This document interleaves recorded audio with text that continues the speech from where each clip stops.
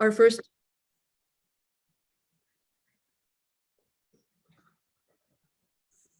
Great. Thank you, everyone.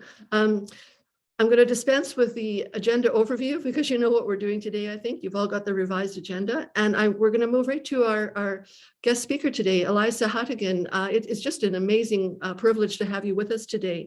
I know all of you had a chance to look at her biography. You know that she comes to us as a former member of the Heritage Front, a white supremacist group, which she'll tell us more about, and is now involved in actively working to turn folks who have been radicalized around. So without further ado, it gives me great pleasure. Eliza, we've got about 35 minutes for your presentation, and then we're going to move into Q&A. So 12:05, around 12:40, we'll wrap it up, if that works Perfect. For you. Yeah. Great. Thank you. Perfect. Yeah. So I usually scale. I can talk for an hour. I can talk for half. So, I'll make sure I stick to the plan. So to tell my story, I have to start at the beginning. I was born in mid-70s in communist Romania, which was at the time led by Nicolae Ceausescu. For the first 11 years of my life, I was raised in a very kind of totalitarian environment where, we swore allegiance to the flag. We were very committed to patriotism and so on. And, that's all I really knew. Like, my identity had been kind of shaped in a school system and in everything that I learned. My parents were both deaf. There was a lot of abuse in our family, but my father, nonetheless, was the president of the Deaf Association of Romania. So we had some privileges in being able to travel. At one point, my mother ended up, when I was 9 years old, she defected on a trip to Italy and sought political asylum in Canada. Well, anywhere. They repatriated her in Canada. And then 2 years later, my father and I were reunited in Toronto. So I came to Canada in '86 when I was 11. And from the moment I landed here, it was just a very alien experience because, I didn't really know much. I didn't know anything about pop music. I didn't have a sense of identity. It went from a kind of a collective one identity to find out who you are. It's all about, diversity. And I didn't really have that defined. I missed Romania. I hadn't wanted to leave my friends. And so it was a very hard transition for me. It was a hard transition for my father because deaf people have a very difficult, have a lot of difficulty in acquiring language. He couldn't acquire English. He went back to his mistress in Romania and he ended up dying shortly thereafter. So meanwhile, I was living with my mother in a low-income housing project. We were not getting along. There was a lot of physical abuse. She would hit me. School reported a few times. Social workers got involved because I came to school with bruises. So eventually I ran away and I was in children's aid for a couple of years. And it was actually while I was in a children's aid group home in Toronto that I was 14. And I first started developing racist feelings toward the other kids.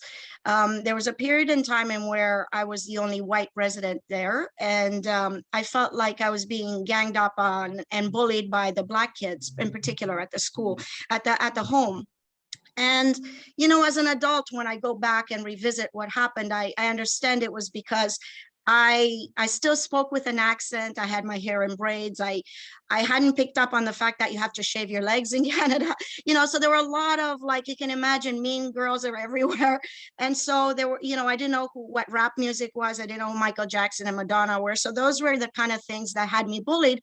But I thought, oh, I'm different, I'm European, they're all from here and they all hate me. So I started to just have this kind of defense, kind of, which was, I didn't talk to people at the time. I mean, I didn't want to be seen as the bad kid who's racist toward other people. So I just internalized it, which was terrible because maybe, this could have been ironed out at the time.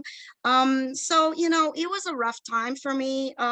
Between 14 and 16, I bounced around. I was in a foster home. I eventually decided to run away and go back to my mother's apartment. because I figured one person, I can deal with rather than a lot of other bullying. So I landed back at my mother's apartment.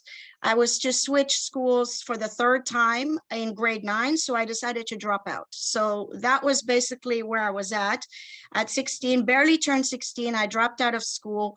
I couldn't get a job. I was quite young. I had no qualifications, no nothing. And and I just really missed Romania. But in the meanwhile, the revolution had just happened, and the Romania I knew was gone. There was nobody I could go back to. I was a Canadian citizen. When you leave a communist country, they make you sign off your citizenship. So I just have my Canadian citizenship. So, all that anger. And then one day, well, because I'm not in school, I'm watching television, and I see a young man in a suit talking about on an American talk show about European rights for whites, and why don't we have like a European Heritage Month, because they have Black History Month and we don't have this. So it rang true. Like I started sympathizing with him, and he didn't look scary. He didn't look like a Nazi. He was just clean cut. So at one point they flashed the address of the organization. So I wrote to that organization. I said, do you have any information on groups in Canada? And they sent me the information for a group called the Heritage Front. So, at the time they didn't have a website. This was the 90s. But they had a hotline, a telephone hotline. So I called and listened to the messages a few times. It was mainly like anti-immigration, conservative type messages, but nothing particularly hateful or dangerous. So I finally worked up the nerve and I left a message. And that very same day, somebody called me back right away. He said he was the leader of the organization. His name was Wolfgang. And he said, let's meet, we're looking for young people with your energy and, want to know more about you. So I was nervous because I might have been 16, but I was quite sheltered in some ways. I'd never gone on a date. And it was scary to think I'm going to go meet this strange man, 40-year-old. But he put my fears, it's like he could read my mind. He was like, but don't worry, we'll meet in a public setting in front of the Eaton Center, and we'll get to know more about you. So if I could start, am I co-presenter so I can start my slides? I think, no, not yet. Just I have, okay, can I share my screen? Oh, perfect. Okay, so I'm gonna go to my slideshow now. So this was the man I met, Wolfgang Droge, and he had quite a history that I would learn in the following month. He had been a member of David Duke's clan in Louisiana. He was also part of white domestic, well, it was a combination of Canadians and Americans who attempted to take over the island of Dominica in the 80s. And that was the arsenal. They were gonna go try to invade and create a white ethno state. So he was a bona fide terrorist. He had come out of jail from the US, came back to Canada because he had immigrated from Germany to Canada in the 80s as well. And he created the Heritage Front with this other guy named Grant Bristow. So the two of them were in charge of the Heritage Front. Wolfgang was the public person, and Grant was running the show behind the scenes, kind of offering intelligence and so on. Within a month of joining the Heritage Front, and you might wonder why. Before I go to the slide, the first photo on the left is me in my first year in Canada. The photo on the right is me 5 years later. And essentially what happened is Wolfgang was the first person to really talk to me, to find out what were my hobbies, what were my interests, things that nobody bothered to ask me before. So within a month, I was already writing articles for the Heritage Front hotline. They wanted a female voice. They'd only had men recording, so I recorded messages. I started speaking at rallies. I was taught how to recruit others, how to even flirt. It was kind of creepy now that I think about it, but they had bought me a dress and a nice outfit, and they bought me makeup, and they told me to start using that stuff. And I did. And I started being told how to flirt, even though I hadn't even dated people, but I was told how to smile and look pretty to the camera, to men, to whoever could donate, and so on. Within a month of joining, I was also introduced to a man named Ernst Zundel, who was, many of you might have heard the name, but for those of you who don't know, he died a couple of years ago. He died in 2017, I believe. But for 30 years, Ernst Zundel was the the most notorious Holocaust revisionist Canada had basically operating here. He had fled Germany because he said he was being persecuted by the Jews. He ended up spreading his propaganda everywhere, all over the world. As many of you know, in Germany, it is illegal to print this stuff. So he had a printing press in Toronto where I started helping, and we would collate booklets and send flyers and so on. I also met David Irving through him. And a lot of very notorious, Holocaust revisionists and anti-Semites. And I went very quickly from not having had any issues with Jews or any anti-Semitic feelings to being told that everything was a conspiracy, that, the Holocaust was a fraud, a scam to get repaid, to get to basically fund the state of Israel with damages, restitutions from the war. Because I wasn't in school, I would basically go over there, and every time my mother fought with me and I needed a place to run, he had a cot in the basement. So they gave me shelter, he fed me. I was able to see that he had a whole network of former SS and German supporters all over South America who would send him money and so on.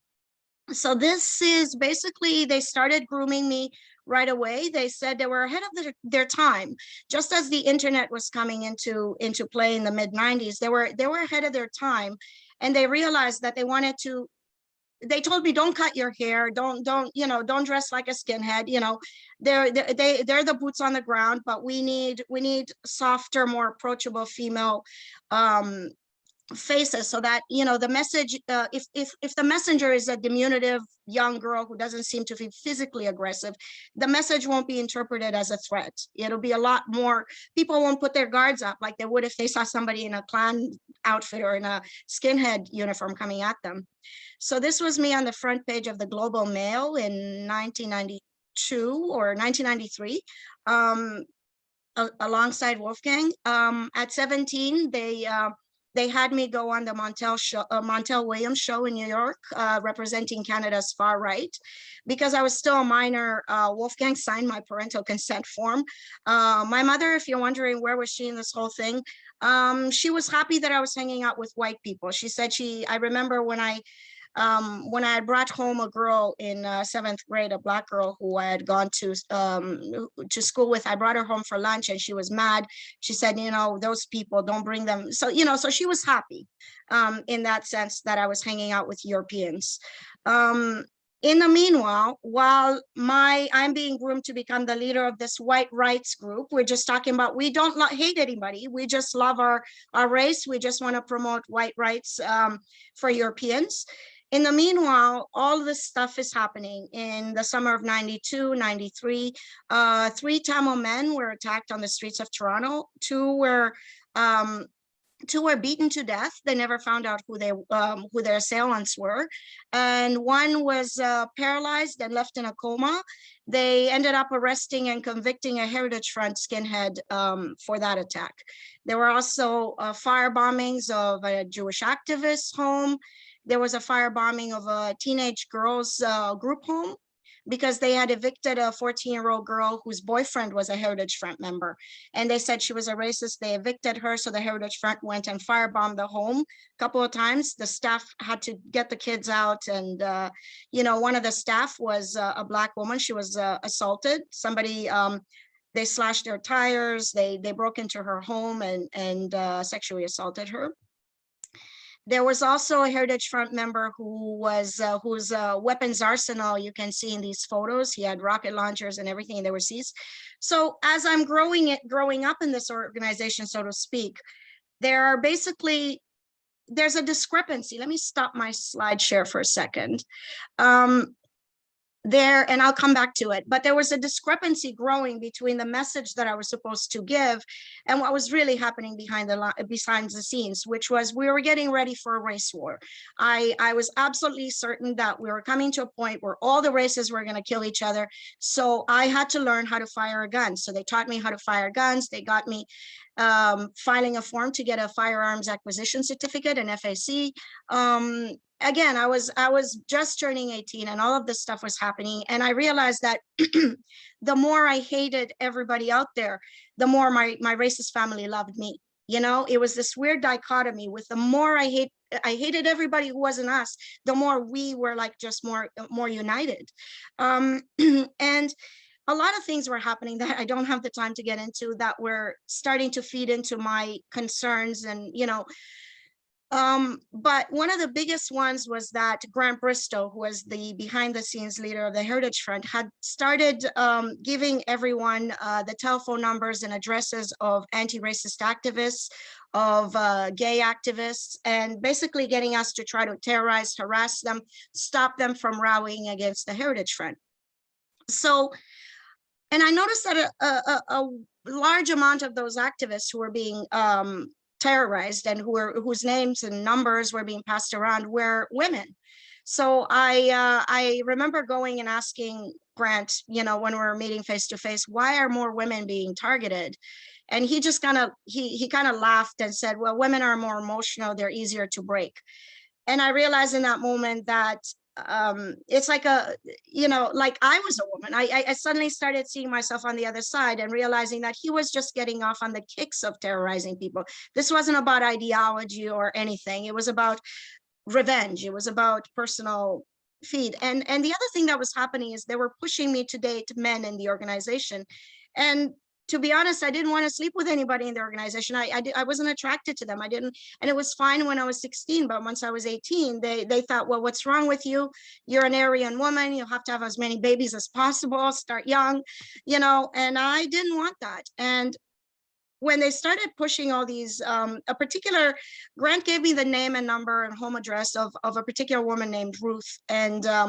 And when I asked him, well, why does he want me to go on these sex hotlines and leave nasty messages saying, hi, my name is Ruth. I'm into being raped by Blacks. Here's my address. I didn't want to do that, but I said, why do you want me to record that? Because they needed a female voice. And he said, well, who cares? She's a dyke. You know, she's a lesbian or whatever. And so what do you care? And in that moment, again, something hit me deep inside that I didn't want to acknowledge about myself. So all in all, I realized there's no way I could leave the Heritage Front. I didn't have a way out. I knew too much, and I had nowhere to go.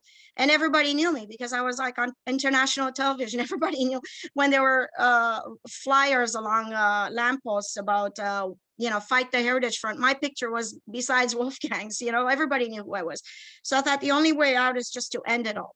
So I took a bunch of my mother's pills and went off to a park bench because I didn't want her to find me at home. And I took everything and I woke up in the hospital, hooked up to IVs, and they didn't want to let me out unless somebody was going to come pick me up. And I didn't have anybody to pick me up. I didn't know who could I call. So I finally remember I had this Ruth's number in the pocket of my bomber jacket.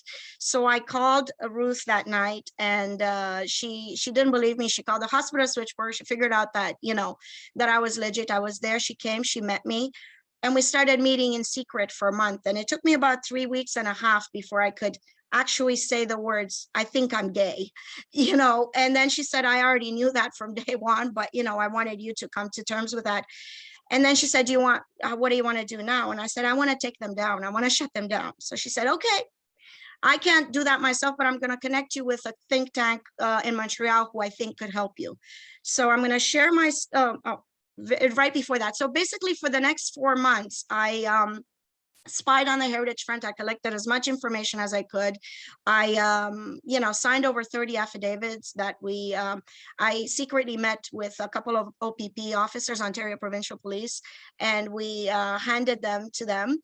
You know, detailing AK-47s, illegal weapons, crimes, all sorts of stuff. But they said they had been told not to act just yet. So we didn't understand what was happening. I was very scared because I just wanted to get into the witness protection program. I didn't know what was going on. But they said, well, we want to help you, but we were told just before we came to this meeting that we're not authorized to offer any deals to anyone. So I didn't know what was happening. But a week later, I got a phone call to go over to Wolfgang's apartment. And I ended up at his apartment. There was another Heritage Front, a big guy who came, and together they confronted me at knife point. they started saying things like, we know you've been talking to, asking questions. We know that are you wired? And I refused. I said, no, I'm not wired. And then the bigger guy, Peter, held a knife to me and made me take off my clothes. And they literally checked me to see if I was wired. And I didn't think I would come out of there without getting hurt. But I somehow went along with them insulting me and saying, like, who do you think you are? Or, the Heritage Front isn't going to be taken down by a young girl. And all that. And I agreed. And I said, do you really think I know enough to take down the group? And they laughed and told me to get the fuck out of there. And that was that. I ran home. I called a number that I had been given. I had a bag already packed at the back of my closet. And within an hour, I was basically out of my mother's apartment. And within a couple of days, I was out of Ontario. And I'm going to share my screen again to show the fallout of what happened. Okay, let me go to the right slide. Sorry. Okay, so this all came out in the press, including a suicide attempt. I still was on those list as well. I turned information about a Toronto police officer who was a Heritage Front member and had gone to Klan rallies in Arkansas. I talked about the plan to firebomb one of the activists' home, and I ended up testifying against Wolfgang Droge and 2 other Heritage Front members at a contempt of court trial by the Human Rights Commission. I was credited for single-handedly being providing the evidence that the judge said helped her convict them. She said, based on the evidence of Ms. Hannigan alone, I am satisfied beyond a reasonable doubt that the defendants are guilty. They were convicted and they spent the summer of 1994 in jail. And while they were in jail, an article came out in the Toronto Sun about a month after Wolfgang was in jail, saying that the second in command leader, the co-founder of the Heritage Front, Grant Bristow, had been a CISA small, and he had been part of an operation called Operation Governor. For 5 years, he had been in the Heritage Front, co-founded it, got them to the point where they were, but not a single white supremacist had ever been arrested and convicted as a result of his work in Operation Governor. And nonetheless, Grant Bristow was given a package to keep his mouth shut. He was sent out to Alberta, put in witness protection program while I was still dumpster diving and couldn't even get a change of ID at 18 years old. I somehow managed to get myself together to take a GED exam while I was living in Halifax, Nova Scotia. And it was a 2-day exam, and I hadn't been in school since grade 9, but thereby, for the grace of God, I managed to pass that test, and I instantly got my high school diploma. So at 19, I applied and I got into the University of Ottawa, where I studied a double major in criminology and psychology. I managed to get through on student loans and merit scholarships. I graduated magna cum laude 4 years later. I eventually taught English in South Korea, made some money, and I wanted to, I could have paid my student loans with that money, but I decided to go back to Romania because I wanted to get back to my roots, to connect with my father's side of the family, because my mother never let me be in touch with them. And when I finally tracked down my father's family's village in Transylvania, I was given some things that had belonged to his mother, my grandmother, who died when I was a child. And I discovered that the family had been Jewish, that they had changed their identity. They came from Bukovina and Basarabia in the eastern part of Romania, and they migrated to Transylvania. And, when the technology became available, I took all sorts of Ancestry and 23andMe DNA tests, and it confirmed that my father's side had been Jewish. And I decided to convert. Before that, I was always drawn to Judaism, but I didn't want to convert and have to explain to a rabbi that I used to be a Nazi and all these, but when the DNA results came in, I thought, this is not about even religion for me. It's about reclaiming what was stolen. It's an identity that was stolen from me through hate, through wars, through 100 years of pogroms, and I want to reclaim it. So in 2013, I had a conservative conversion. And since then, I wrote my book, Race Trader, in 2014. I've been doing a lot of talks. The photo up at the top there is me at Columbia University in New York, speaking alongside a former jihadist, Mubin Shaikh, and a couple of other people there. I started Changemaker Arts Project to try to find outlets for vulnerable youth. And some of the things, and now I know I'm running out of time, just couple more slides. One of the things that I share is I created this kind of schematic called the ABCs of radicalization. And I'm not going to go through every letter, but it's basic. Like A stands for, and all of these radicalization factors are what I've noticed in myself and the people I've worked with. Like, I was part of a network of former extremists called AVE, Against Violent Extremism, which was operated by ISD in London, England. And, through all of them, and through basically what I went through, I put this together. So A stands for like alienation, being abused, being alone. B stands for a need to belong, belonging, bullying, or wanting to blame somebody else for feeling bad about yourself. C stands for community, a cause, camaraderie, charismatic leaders. All of that were boxes that were checked in my case. D, of course, difficult life events like death or trauma or separation or being a refugee or whatever it is, some sort of trauma, and so on. And for a lot of the kids here, the middle class young people now who may not have those things, there's the E, the excitement. Sometimes they're just bored, and they feel like they need empowerment, right? They're just, how do I put it? When I joined the Heritage Front, it was like an instant euphoria, going from powerless to powerful in one, going from friendless to having this whole group of friends in one day, like literally overnight. And for somebody who doesn't have friends, it's overwhelming. Like, it's like love bombing, in cults and in those kind of situations. You empower people, you build them up, and then they're devoted to you, like a hungry dog is devoted to its master, right? F stands for family, needing a family, not having a family. Or for faith, for some people faith draws them in. Or financial gain, for the more unscrupulous people who make a lot of money. Now, some of those video channels have been taken down, but there's a lot of people making money through Patreon and YouTube views. You don't even know if their belief system is devoted to an ideology, or they're just there for the money. So, so there's a lot of radicalization factors.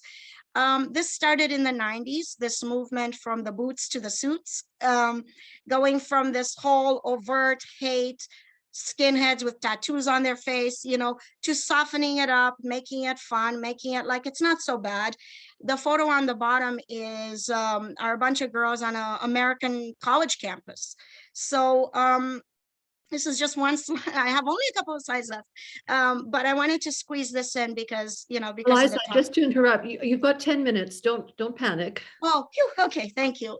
Yeah, so there's so many things to cover, but this is just one slide that I put together about some of the things that one can do, and at fighting hate, there's several stages. There's the prevention, there's the intervention, and rehabilitation. Those are like three that I can think of. I work primarily at the prevention, and I think it's simpler that way. And intervention can be tricky. I've been asked by an OPP officer to speak to someone who was arrested for vandalizing a church, a mosque, and a synagogue all in one night, and then and I asked him, well, has anybody tried to talk to him before? And the OPP guy told me, well, we tried, an imam tried to talk to him, and he said he can go F himself. A rabbi tried to talk to him. He said he can go F himself. I said, what purpose will a gay woman make at this point? So, it's very uncomfortable for me sometimes to work with people at intervention level when they're still in the movement, because there's always this kind of, where do you draw the line between where you need to feel protected and safe for your family and not. So, but at the intervention level, basically political correctness, as we all know these days, is seen as censorship or virtue signaling. by the right wing, and many even people in the center who are not decided, but they're, with the increasing crackdowns on social media, they're feeling like, well, if we can't talk about it, freedom of speech is being affected and so on. So those are the kind of the keywords that are being used to lure more people to go inch more and more toward the farther right. Increased alienation among young men. You play on the fear. Like I remember even in the 90s when I was taught to recruit people, it was about find out who hurt them. Was it they couldn't get a job because of affirmative action? Was it their girlfriend left them for a black guy? What is it? So you find out the source of the pain, and then you work it. So a lot of people who are in college now of every race don't know if they're going to get a job when they graduate, right? But when particularly the far right uses that angle to go for young men and go, well, you can't get a job because you're not a woman, because you're not a minority, because you're not whatever. That's a huge concern for that demographic, and it's creating vulnerability for them to be radicalized. Of course, governments, this has shifted. I remember when after Charlottesville, everybody still thought of terrorism as being Middle East based. They didn't think of domestic terrorism, but now that's changed. So I will acknowledge a lot of groups are getting funding, and a lot of good work has been done to change that. But there's still not enough funds being put toward programs that can give solutions to families.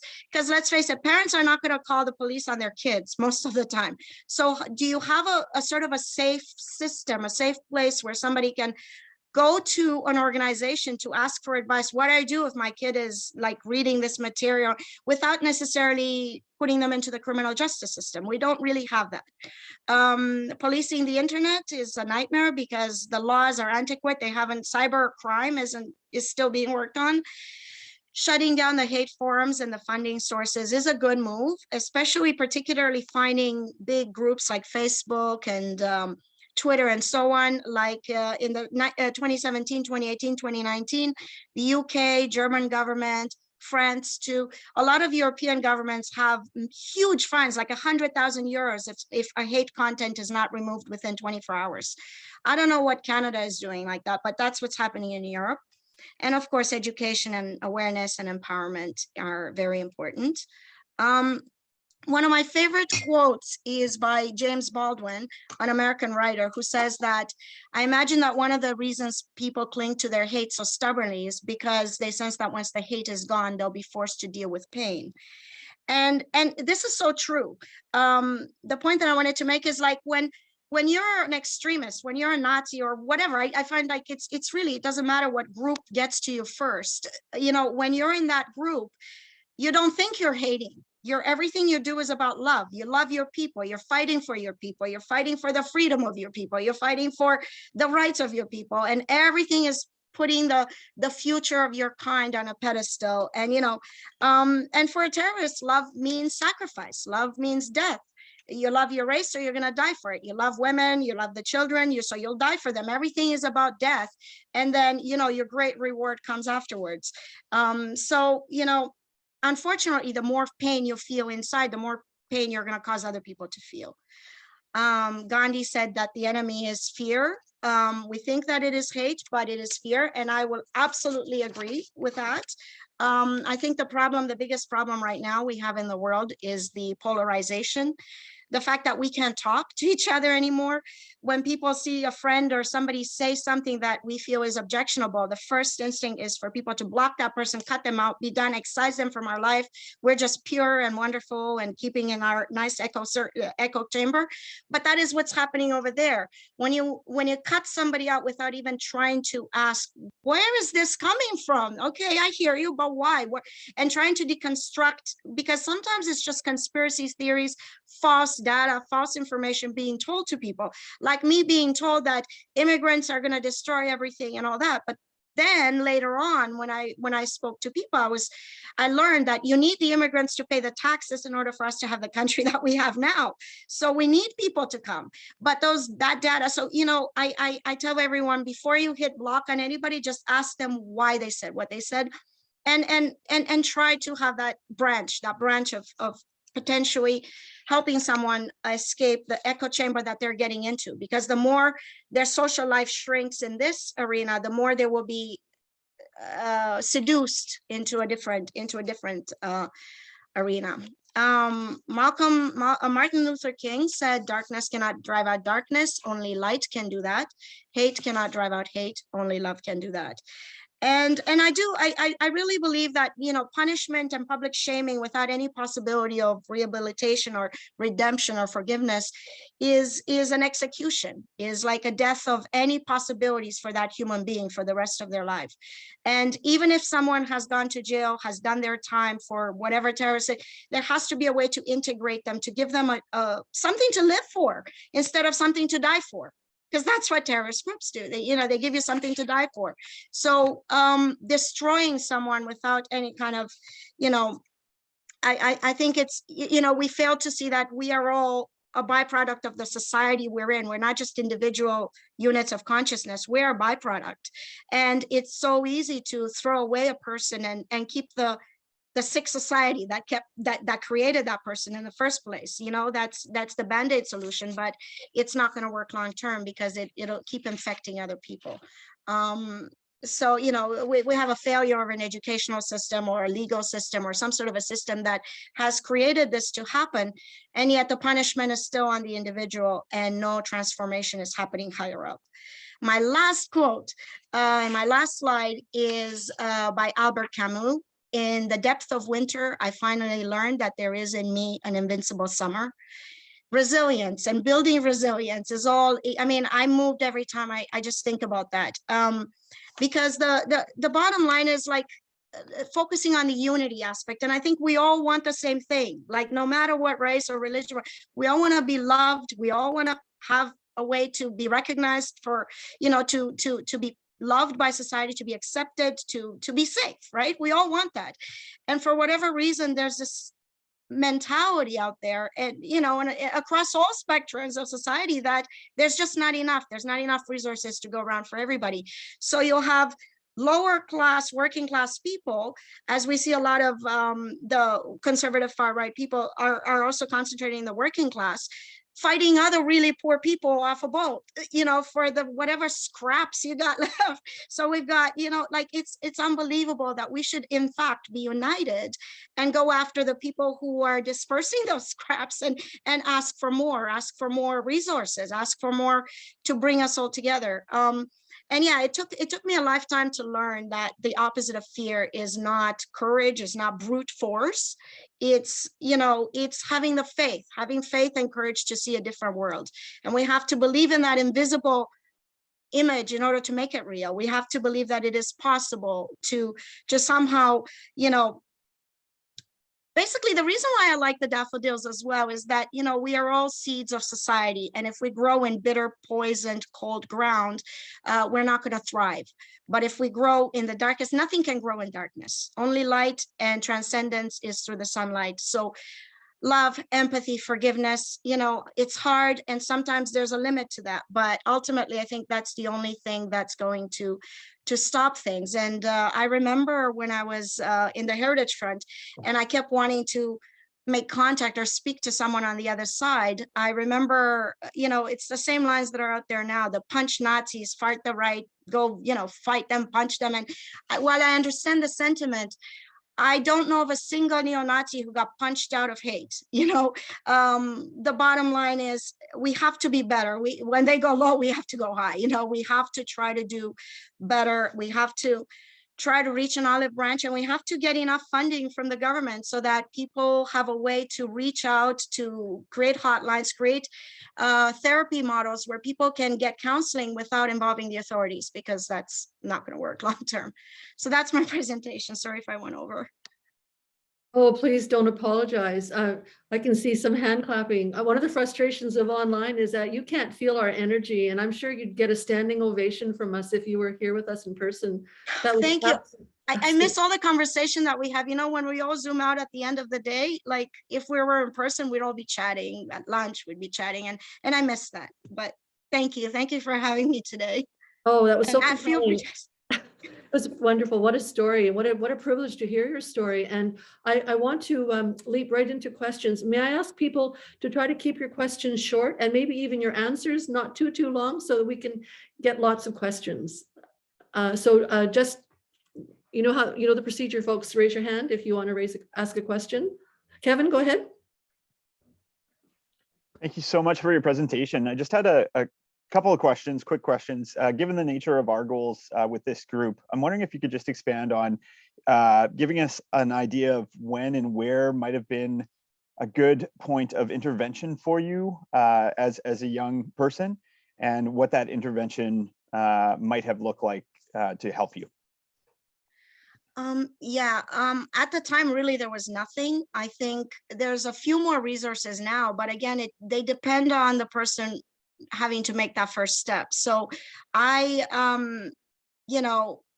suppose when I really wanted to talk to someone anonymously, like what would have been helpful, I think the most would have been maybe an anonymous call line or an anonymous kind of outreach program without judgment, because again, like I was so well known at the time, I didn't want to necessarily talk to someone on the other side officially, because they might just go back and go, oh, look who, and then I would, something anonymous, something not police related, just like I know there's a group that I've done worked on a couple of projects with in Montreal called the Info Radical. They're a center in Montreal where they got funding from the municipal and the provincial level to create center for against radicalization. I can send you guys the link. Some of you probably know about it already, but they were able to get that funding, and they have staff who are worked with extremists, staff who have counseling, so some sort of a I remember, like, because I was in CAS and I'd had a counselor for part of that time, but again, I didn't feel like that person was equipped to, I couldn't, and I wasn't getting counseling anymore. So something that was anonymous, not police-based, and not, left-wing activists, like necessarily, anonymous, impartial. And also, the other thing is, we don't have any kind of resources in this country to repatriate or remove somebody. Like, I've even worked with gang members, and when, you're kind of stuck in your neighborhood and your gang, and if you want to like leave it or tell police information about something, what if you didn't even want to cooperate with police, but you wanted to escape? There's no system to move unless you're in the official witness protection program. There's no way to get somebody out of a bad neighborhood and into a different city.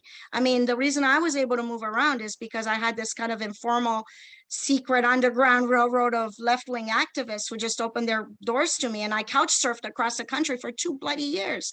There was nothing, and then I ended up in a woman's shelter in Nova Scotia at one point. There's nothing to protect people who want to leave, but there's no system. There's, to repatriate them, to get them out of a situation where sometimes it's just leaving a neighborhood that might have helped. So. Go ahead, Marianne. Wow, thank you so much for that. I'm really curious, first of all, the hotlines in the 1990s to learn more about that. But my questions are more about the frame, because we had talked about this a little bit before, the prevention, the intervention, and then the postvention, and how to kind of rehabilitate and have therapy and, support for people. And I guess I'm wanting to, you had said that your focus is more on the prevention. So if you go back to when you were that young teenager, what would have really worked so that you wouldn't have gotten in the first place? Like, what at that point could recreation programs, education programs, like what? Yeah, absolutely. I think recreational programs would have been a great thing. Like for me, I was more of an introverted kid. I loved reading and writing, but there were no artistic, like creative writing programs or anything like that. So one of the things that Wolfgang seduced me with on that first night I met him was, oh, you like to write? When he asked, what are your hobbies? I said, and he said, we have a magazine. You can become a journalist with our magazine, right? So that was like a very thrilling, exciting thing for me. So, I always wanted to dance, but there was no free educational dance programs. And it's one thing when I was in CAS, Children's Aid Society, they had programs, but once I was out of there, there's nothing really, like all the curricular programs after school and all that are for people whose parents could afford to pay, and my mother couldn't afford to pay. So I think if I'd had friends, the friends don't just come, they come through those kind of programs. So you need the kind of programs in order to socialize. I had been bullied, I dropped out of school. There was no drop-in curriculum, activities program for dropouts. There wasn't that either. So all of those would have absolutely given me more people, more of a social a family. That's what I was really looking for. But I had no sense and connection to any kind of a family system, or rooted into any either hobby group or sports group or dance group or writing group, nothing. And so, of course, the only thing that I was missing so much was the world I left behind. And that's where I actually see the intersection of what happened to me and people who are getting recruited into, radical jihad and things like that. Because, when you miss something and you appeal to that kind of like the ethnic or the, for me, it was the European world I left behind, but also, and using that as a love and a nostalgia for this great thing that we don't have right now that we can work towards, that they use that. So I definitely, sorry to make it short, definitely curricular extracurricular programs would help. Can I just ask a follow-up too, specifically about the gender aspect of this? Because if you had have started dating some of the men involved, it would have been even harder for you to get out. And I think I mentioned before that I was part of a women's center program at West Center, where we ran a gang exit program for women. So I'm wondering how many other women are involved in these Aryan kind of racist groups. And that's there is a need for sort of different kinds of strategies for young women compared to young men. Such a great question. I'm so sorry I didn't cover that. It's absolutely, yeah. Most women who leave far-right groups leave it basically two reasons. Either they break up with their boyfriends after some sort of violence, domestic abuse, or whatever, or they have children. And once they have the children, it's sort of like the wonderful, hanging out with the skinheads and the drinking and the brawling is no longer like a safe place for your kids. And then so a lot of the women I know who left hate groups had kids already. So I suppose they can go to domestic shelters, but then, there's all these policies about no hate talk, no, so they might feel like it's not something that switches black and white night to day. Like, it's kind of a process that, like, that's why I'm suspicious of people who quit a hate group and then they market themselves as a speaker the very next week, because, you need a lot of therapy, you need a lot of kind of discombobulation of your ideals. So yeah, most women in the far right have kids or came out of some sort of domestic abuse situation. And and also what recruited them in the first place wasn't so much the ideology as the relationship. Like most women, I was the only woman I know of who was brought in without a boyfriend. Usually they meet a guy and he says, hey, I've got my cool friends, come, and that's how they kind of get seduced into the movement. So some sort of, the domestic abuse shelter is a potential way out, but they might not feel like it's a safe place where they can go, especially if they're like covered in swastikas, or, it's very isolating. So the other thing though, the difference is that there's this new echelon of women who are doing it for shit and giggles, so to speak, the ones who are doing it for the notoriety. And there are a few of them. And actually one of them I was interviewed about a few years ago in a paper, and she seeked her Twitter followers after me, and I got so many death threats I actually had to go to the police, because when I get one or two I don't even think about it. But when I had 50, then and they still did nothing. So the point being that while the funding sources are in place, while there's Patreon, while there's YouTube monetization, while there's any kind of exciting, platform that you can be on, that you can have 100,000 followers, most of them being incel type men who feel like they can't get a girlfriend. There's a interesting interplay between women who are doing it for the fame, for the money, and who don't really care as much about the ideology, but the followers who send them gifts and money, and we've seen that with in the last decade, you know, Lauren Southern, Brittany Pettibone, there's many women out there who have done it, but fortunately, as they lose the YouTube monetization and the YouTube channels get shut off and all that, you know, I mean, I've never seen Lauren Southern, for example, doing a talk without wearing a tube top, right? So it's the sexualization of the message. You soften it up and then you repackage it and you sexualize it. So that's one niche of women's activities in the far right. But I think a lot of them are probably, you know, don't have a lot of money. They have kids. They're kind of stuck in this rut, and it's very, very hard for them to leave. Whereas men, they usually leave because they either go to jail or, you know, they feel they get in trouble, their comrades don't come visit them in prison, they feel betrayed by the movement and so on. So that's how men tend to leave the far right.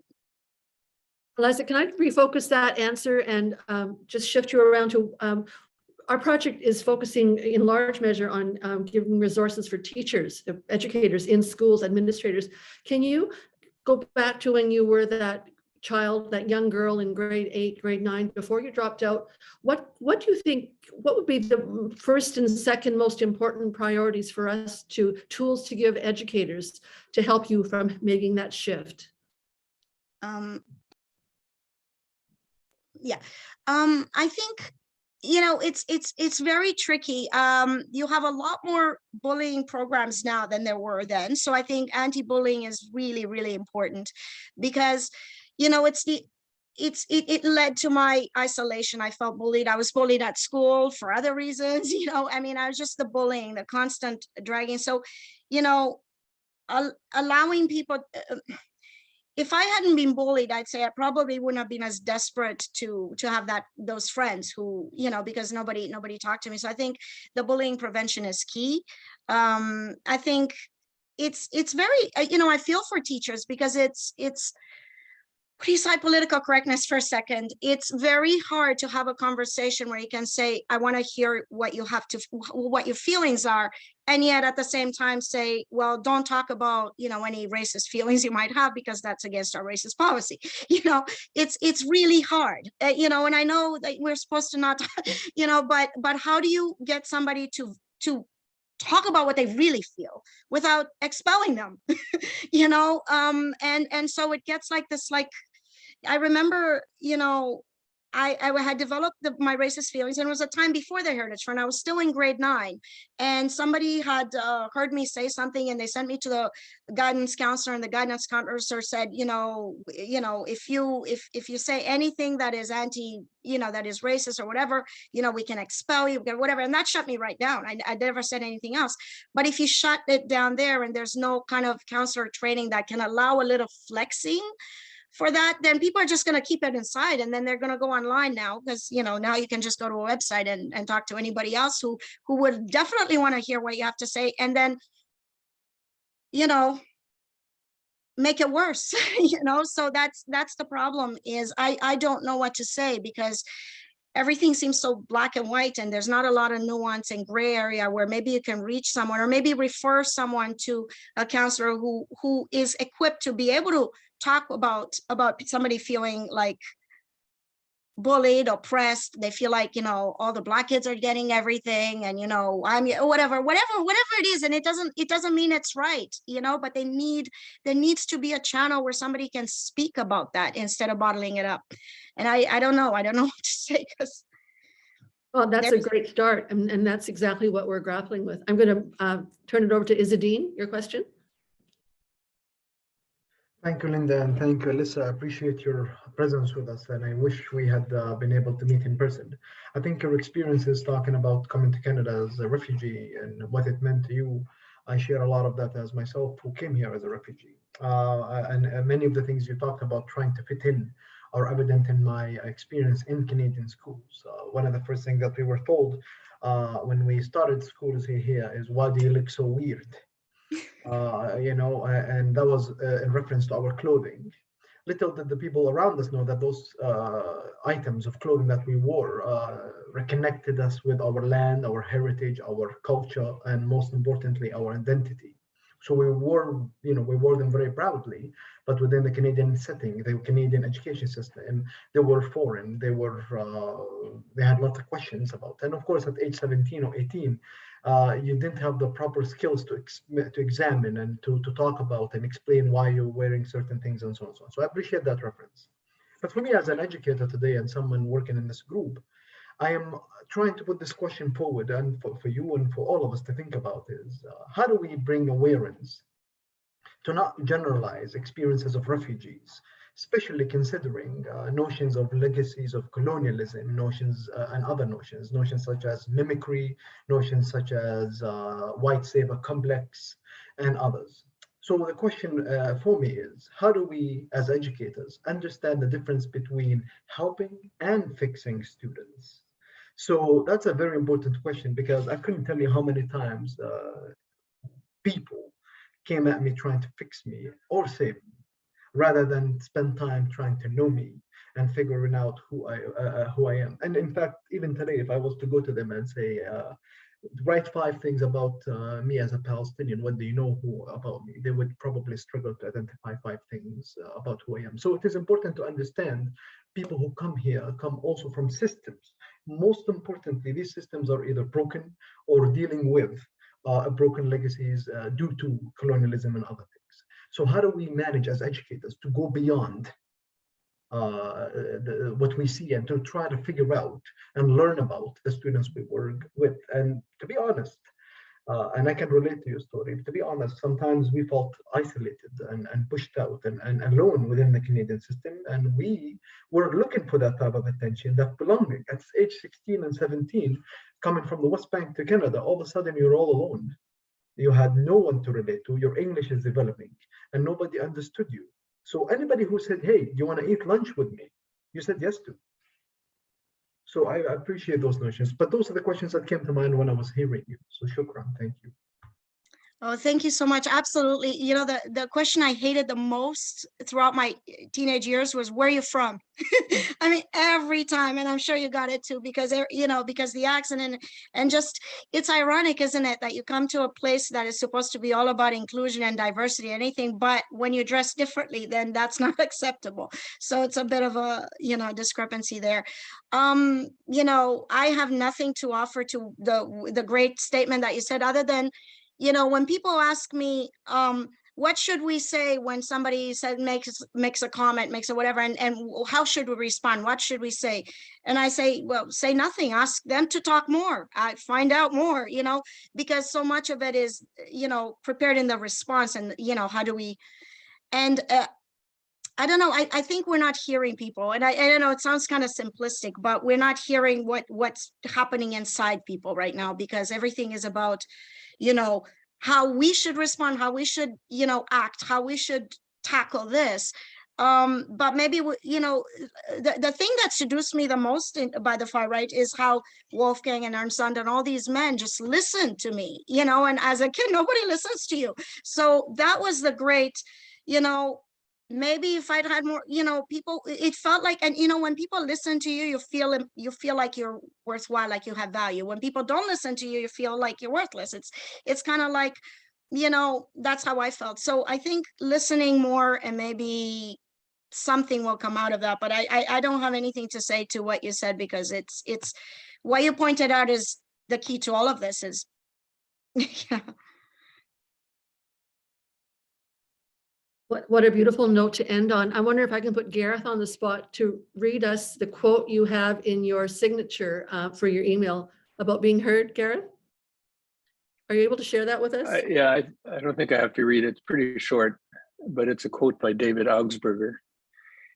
And it basically is this: to be heard and to be loved are so similar that most can't tell the difference.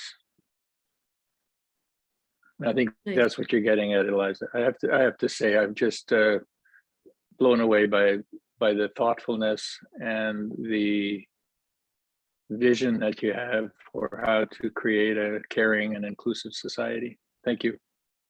So if, and just before you know, we move on, if anybody wants to get a hold of me, I can send you more materials. I have a video on YouTube with my story. So just email me, you can get my email from the organizers, and just reach out anytime, because, you know, I would love to connect with anybody else who would like more information about anything. And maybe collaborate on something, who knows? Well, I'd love to hear that word collaborate. Right, Mark, thumbs up on that idea. We would love to have you take part further if we can find ways to make that happen.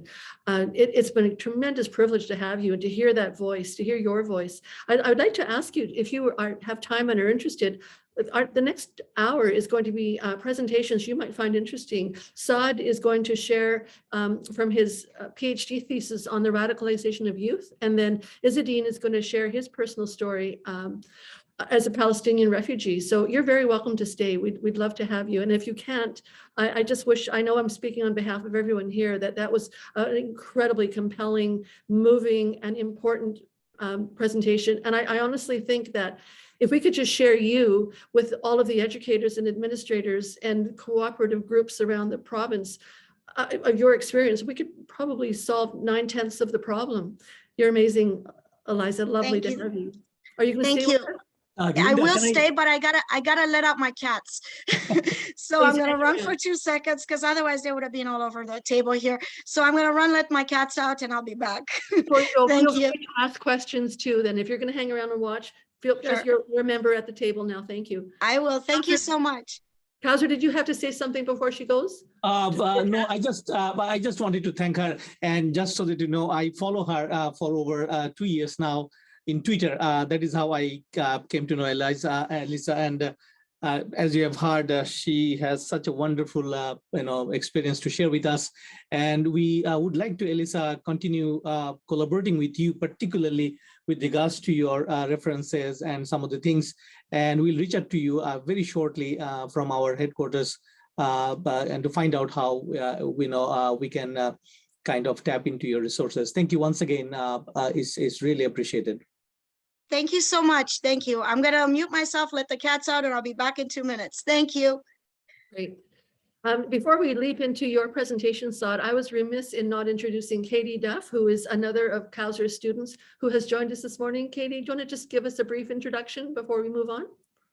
Yeah, thank you. I was a student at the University of Winnipeg, Minnow Simons. I have a 4-year degree in International Development Studies, a 3-year degree in Conflict Resolution Studies. I'm good friends with Kristen from outside of school as well. So she kind of told me about the project. I've actually been following Dr. Ahmed on LinkedIn, other sources, heard about the project a long time ago. I've had profs kind of, say really great things, and I'm very excited to be here, to be learning from everybody. I've just accepted a position working with international students who are coming to Winnipeg to study. So I think that also learning from everybody here will be very helpful in my journey in that role as well. So thank you, everybody. Great, good to have you. And boy, it's a marvelous thing to have the students with us. Thank you, Kristen and Luke. And some of you might have logged on late, but poor Luke is suffering as the 4th person on our team now with COVID. So way to go for joining us, even though you're just 3 days into your illness. Glad you're with us. All right, and with that, Saad, we're going to give you 15 minutes. I'm so looking forward to hearing what you have to share with us today. Do you have a clock near you, or do you need me to give you a cue at 15 minutes? I do have a clock, but cue, can you give me a cue at 10? I'll try to make it shorter than 15. Secondly, can I have the really awesome powers of sharing my screen? Yeah. Yes. So Saad, I will make you co-host very quickly. Where are you? Right. So you are co-host now. Thank you.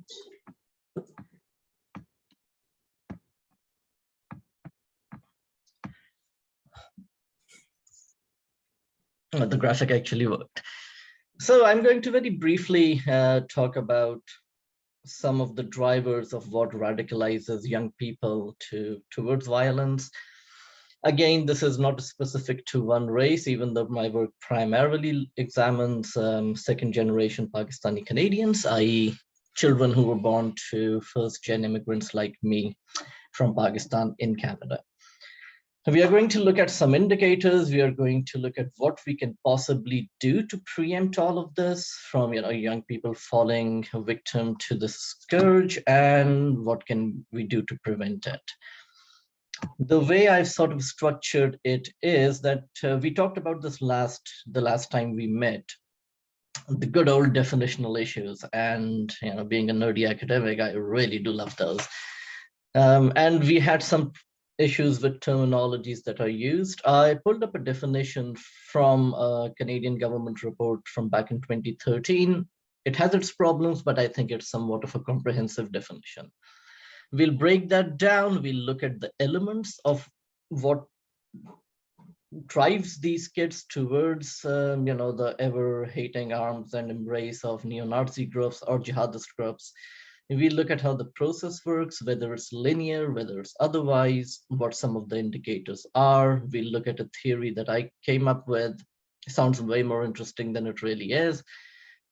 What can we do to intervene at the micro level, and what can we do at a multi-tiered, multi-leveled, multifaceted level of society? So this is a definition that was provided to us by the Ministry of Public Safety in its annual report in 2013. The underlined terms are those which I think we can further get into at some point, but I'll just read the definition to give us a little bit of a context here. Radicalization, which is the precursor to violent extremism, is a process by which individuals are introduced to an overtly ideological message and belief system that encourages movement from moderate mainstream beliefs towards extremist views. This becomes a threat to national security when individuals or groups espouse or engage in violence as a means of promoting political, ideological, or religious objectives. Right? The key here is, as will come up over and over again, that individual grievances are couched in an overtly ideological message, and radicalization to violence is a process whereby you want change through violence to achieve something that is political, something which is ideological. Again, where does the line between individual and ideological begin or end is probably more contextual. When it comes to elements, and I get into this in detail in just the next slide, but some elements, key elements of radicalization include group identity and identity in general. Here is some good literature on all of that. I can also send you a nice bibliography. I oversold that, didn't I? Grievances, again, key. Right? Without grievances, there is no radicalization. Again, those grievances could be not real. They could be imagined or they could be very real, but the fact remains that without grievances, there can be no radicalization, at least in so far as I've been able to see. The argument goes that radicalization is a step-by-step linear process. At times that is true, but at times, as Mark Sageman points out in his 2004 model, it's not as linear as we suppose that it's going to be. Then this lack of sense of belonging, and this is what every every recruiter kind of targets.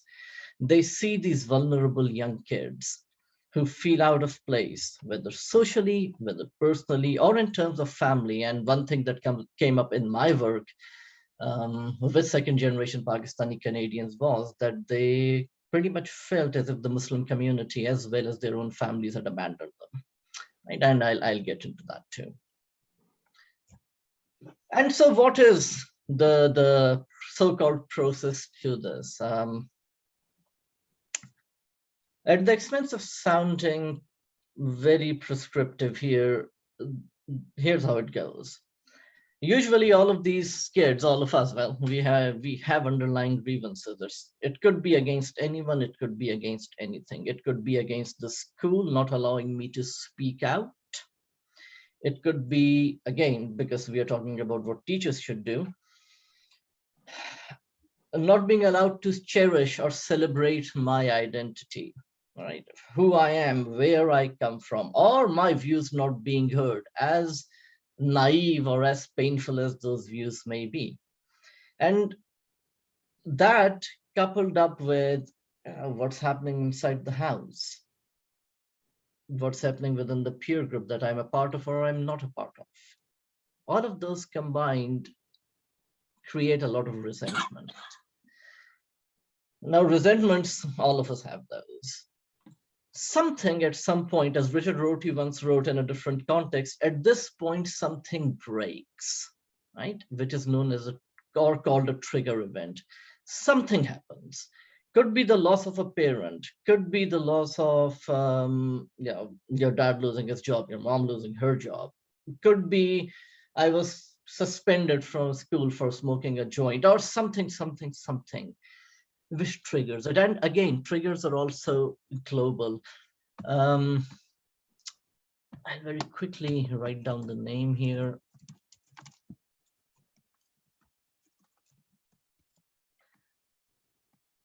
Global triggers are also really, really big.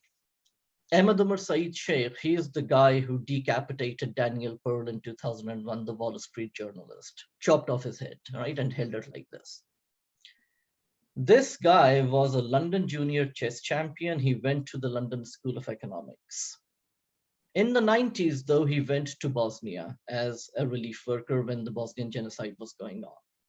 And all of a sudden, all that individual identity that Ahmad Umar Saeed Sheikh had as a junior chess champion, as anything else, wham, over. He started to identify as a Muslim. He saw this genocide, and then there was no rolling back on what happened to him, right? So triggers can be individual, triggers can be global as well. Third, loss of trust in the system. If as a student, I don't believe that my teachers will do anything good for me, if the principal is out there to get me, if the faculty won't help me out, if society at large, they don't give a flying F about me, what do? Well, I then become very, very angry. And it's at this point that I also seek out, and recruiters also actively seek out kids to indoctrinate. A cousin of mine, he was a first-year student at Berkeley, immigrant to the United States. He told me later on in life that he almost ended up going to Afghanistan to fight the Americans over there in the early 2000s. He was alienated for many, many, many reasons. And this imam at a local mosque at Berkeley observed him staying in the mosque after prayers. And the imam started to talk to him. And then the conversation went to the level of, but brother, how about all of our Muslim brothers and sisters who are being killed in Afghanistan and later on Iraq, right? And so the recruiters are smart people, evil as they are. They know when someone is vulnerable. Once you start to be cognizant about collective grievances of your group, it eventually will lead to my identity either completely being erased and me identifying as a part of that group and solely as a part of that group. Amartya Sen did some magnificent work on this in 2007 when he posited that all of us have multiple identities, and that's fine.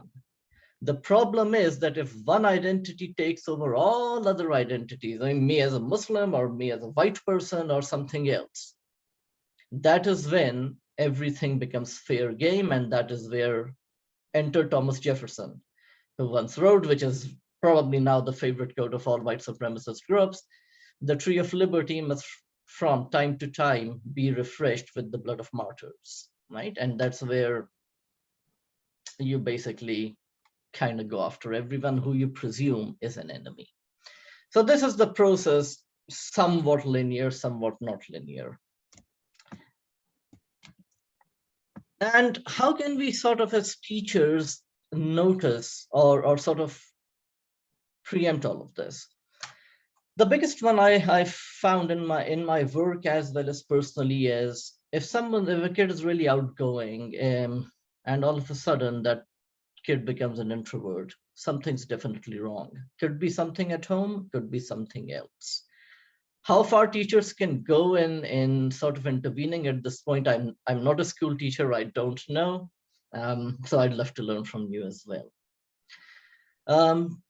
If you change your peer groups, if you change, if you stop taking care of yourself, the Bard once very famously wrote in Henry V, self-care, self-love, my liege, is not so violent a sin as is self-neglect, right? And so if what's wrong when I don't care about myself and how I look and so on and so forth, that is another indicator that comes up in my data.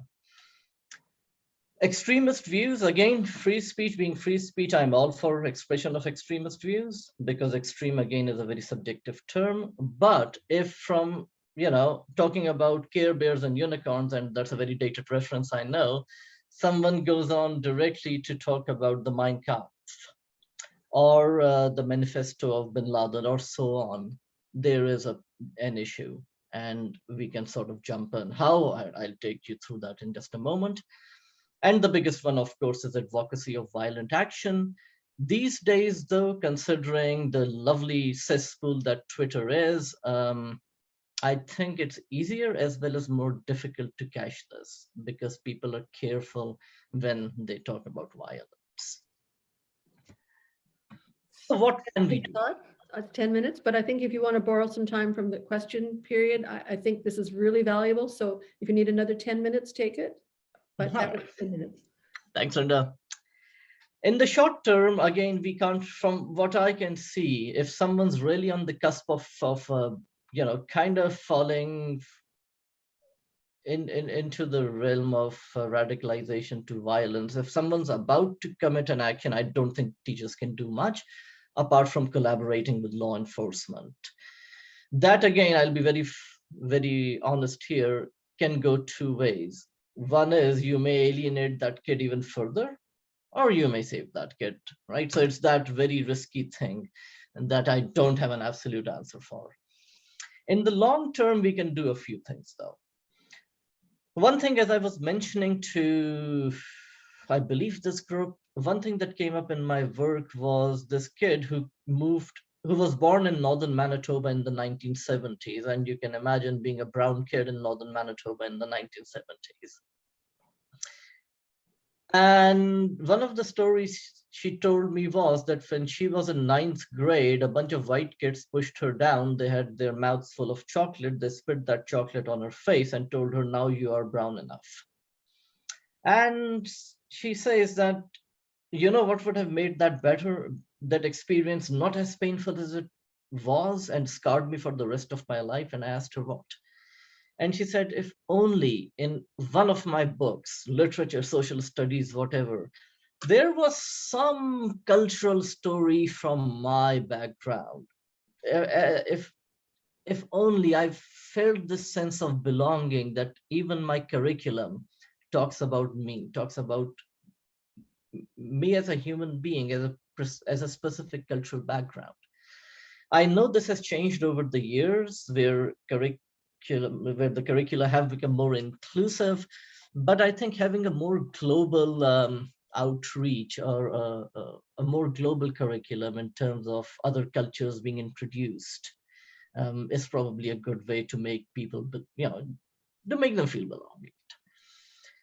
Violent extremism awareness training is sort of what we are doing over here. I think that also is a key to preempting and preventing radicalization. After school programming is key. I can't even begin to tell you how important it is. And I know that this probably happens, but all of that, again, to cite someone from my work, all of those hormones which are raging at that 16, 17-year-old level, they need to be channeled. One way to channel them is what recruiters do. They basically take you in their ever-hating embrace. The other is these kids need to be on teams. They need to run track. They need to have clubs. They need to have debating clubs, chess clubs, writing clubs, or whatever it is. Something where they can express themselves and their emotions in a way which is not, which will be dark, right? Expressing emotions always perhaps at this age is, but which can be constructive, right? And as I mentioned, the imam on the payroll of MI5 in the last meeting, and this is key. If these kids, if they can get it out one way or the other, chances are they won't fall into that trap. Student-led initiatives, just students having their own groups where they can talk, something like what I call a Hyde Park model, where nothing is off limit, that you aren't afraid that what you're going to say in front of your peers, the next thing you'll be called as a toxic white male or a jihadist or a racist or a misogynist or something else. Because here's the key: you can't, through the law or through policy, you can't kill what's inside my head. The only way you can do it is to let it out. Is that perfect? No, it's not, but I think it's probably better than what we've done thus far.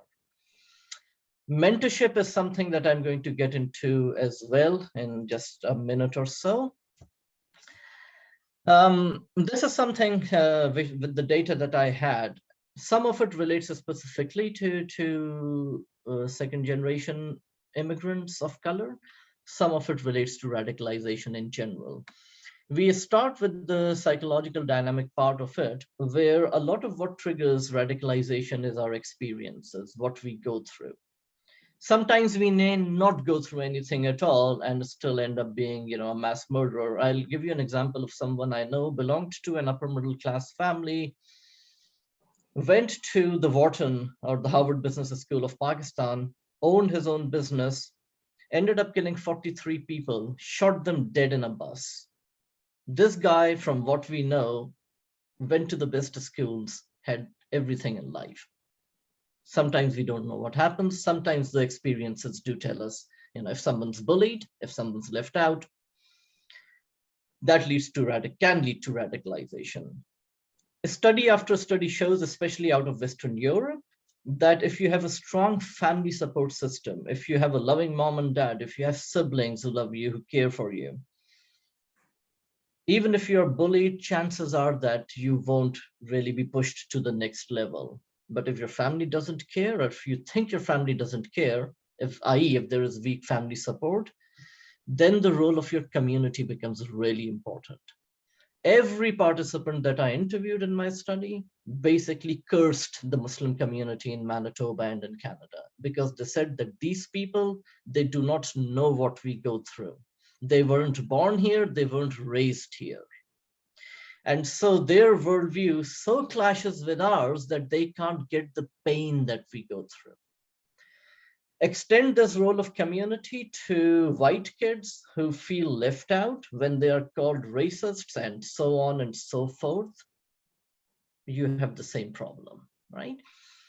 If there is this weak community support, then how much access do you have to radicalized messages and ideologies? Unfortunately, now it's very easy with the internet, as Eliza mentioned. It's just a click away, right? And so presuming that this access is easy, can you be radicalized? Well, if you have a lot of access, there are two sets of variables, and this is more to mass radicalization. How much foreign support and funding are we getting? Is there a good chain which can provide me with logistics and money and so on and so forth? Second, what is the level of perceived or real discrimination that I feel in society? If it's low, it's not as difficult, it's not as dangerous. If, however, I feel that, I've been pushed to the wall, I have no choice, then radicalization becomes a real thing. Finally, at this point, you have counter-radicalization and the role of government. One is to control external variables, i.e., kill the money, where it's coming from.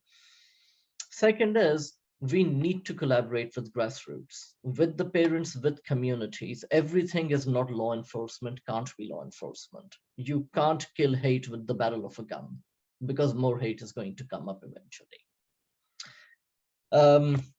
And finally, what is the way forward at the macro level? One is de-radicalization centers. Eliza mentioned Mubin Sheikh. He's a fine example of how things can be done. He was on the cusp of committing terrorist attacks on Canadian soil, and then he went to Syria and met an imam who was actually a balanced one, and who made Mubin question what he was about to do. One model that I have really sort of liked is by the Quillam Foundation. If anyone can remember the name of the guy who heads the Majid Nawaz, I'll write the name here too. Majid Nawaz was a member of the Hizb ut-Tahrir. He was a radicalized individual, spent time in an Egyptian prison. And one of the things they do is that they sort of pair up a kid on the verge of radicalization or who has been radicalized with someone who has been de-radicalized.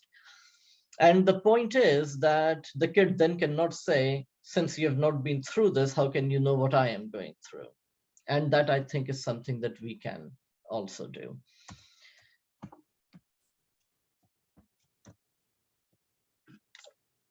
At the other macro level, we need to redefine relationships with families, with communities, with societies.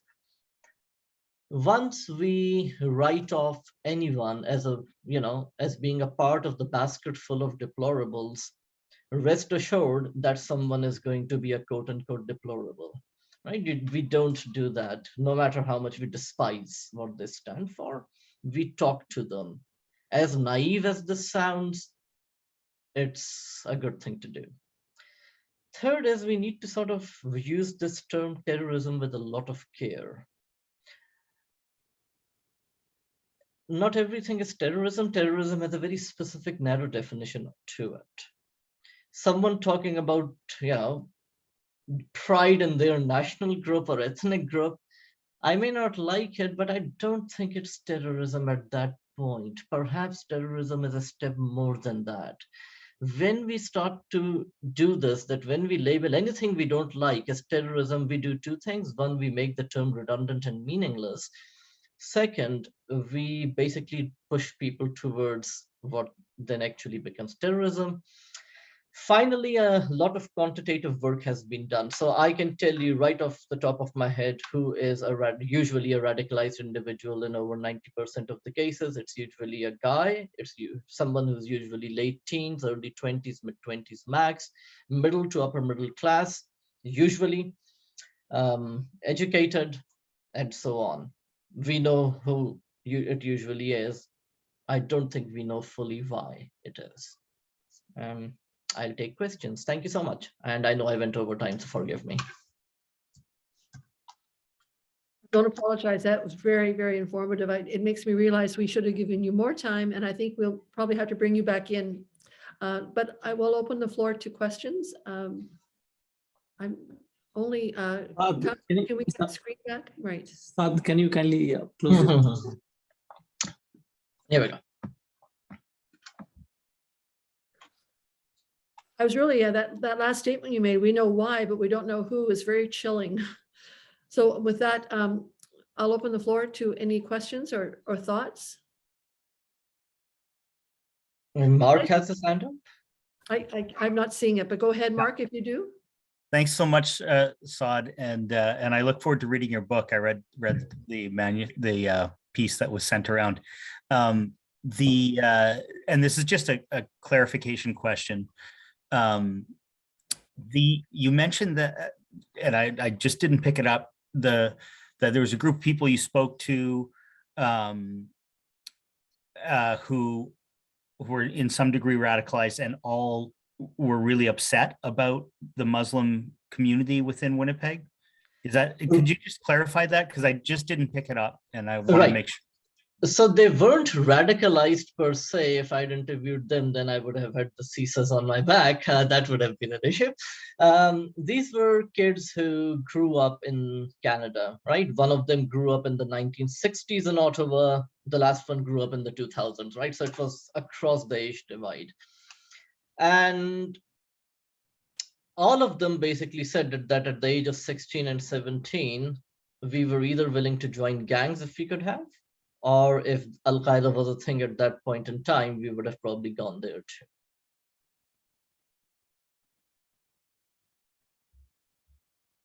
Thanks for the clarification. I wonder if we should, we went a little bit over time, but I don't have any regrets. That was really powerful. And I feel like, I think Marianne said in her chat that an excellent framework for our project. And I hope Connie grabbed screenshots of that as you did for our last presenter. I'm not seeing Connie on the screen right now, but I know you're out. There you are. I know you're out there. So there's some wonderful graphics, I think, that we can really guide our thinking. I'm wondering if we should, Izzadeen, we're going to be moving to you shortly. If you have a really brief question, go ahead. Yes, quickly, and thank you, Dr. Saad. I appreciate your insights. And from an academic lens, and this is something I've been working with a lot lately, how do we deconstruct the public understanding and the academic understanding of what is known as, we call the other? How do you ever work with, I don't know if you come across that, worked with that, like the other? And to be honest, I came to Canada shortly after 9/11. So I'm very familiar with what the other meant in Winnipeg.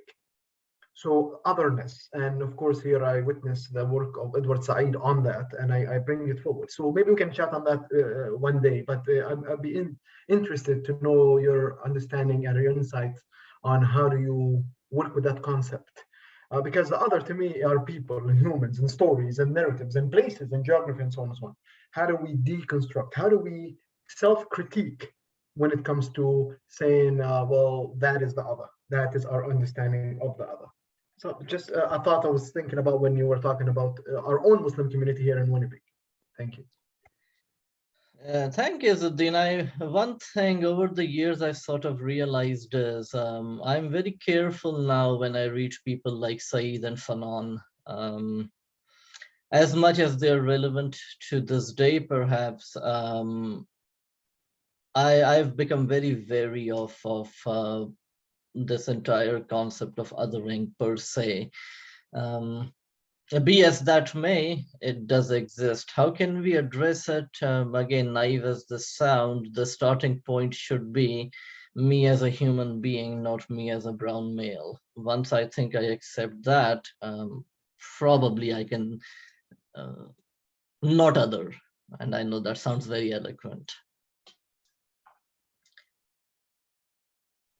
Thank you for that question, Izzadeen, and thank you, Saad. Again, I think you've probably seen the logical structure of our agenda today, that we've had this really powerful presentation from Eliza about her personal experience, and a wonderful contribution from your research, Saad, about what makes a radical, where does it come from, what do we need to look at and target, and we'll talk more about that in a bit. But we're going to move now to Izzy, who's going to share kind of bookend Saad's, Eliza and Izzy are bookends to Saad's academic presentation on your personal experience, Izzy. So if you wouldn't mind, I think we said about 10 to 15 minutes, and then we'll have a little bit of time for some feedback and questions. Want to just jump right in? Thank you, Linda, and I appreciate the invite to come and speak here and to be part of this work. Of course, as always, I learn so much every time. And I don't know if you had a chance to read my short memoir. And to be honest, this short memoir is part of a bigger memoir that I have all written in Arabic, but I haven't worked up the courage to translate it yet. So that's part of the ongoing journey of someone who's working with the English language as a second or a third language. And historically speaking, the English language has oppressed me. So I have a very difficult relationship with the language itself. So I'm working on that. But to give you context, I came here from the West Bank of Palestine as a Palestinian refugee, as my memoir outlined, and I started school here in Winnipeg in Daniel Mac. They brought me back a year or so because my English wasn't good. And I had to go through the EAL classes, or what it used to be called ESL classes, and had to work my way trying to navigate this complex, very complex education system that I had no idea how it worked, where it and how it was designed. one of the things that always comes at me when I have students in my own classrooms that come to me as newcomers and refugees, I remember my story and I remember my family stories and the community and the people that I started school with.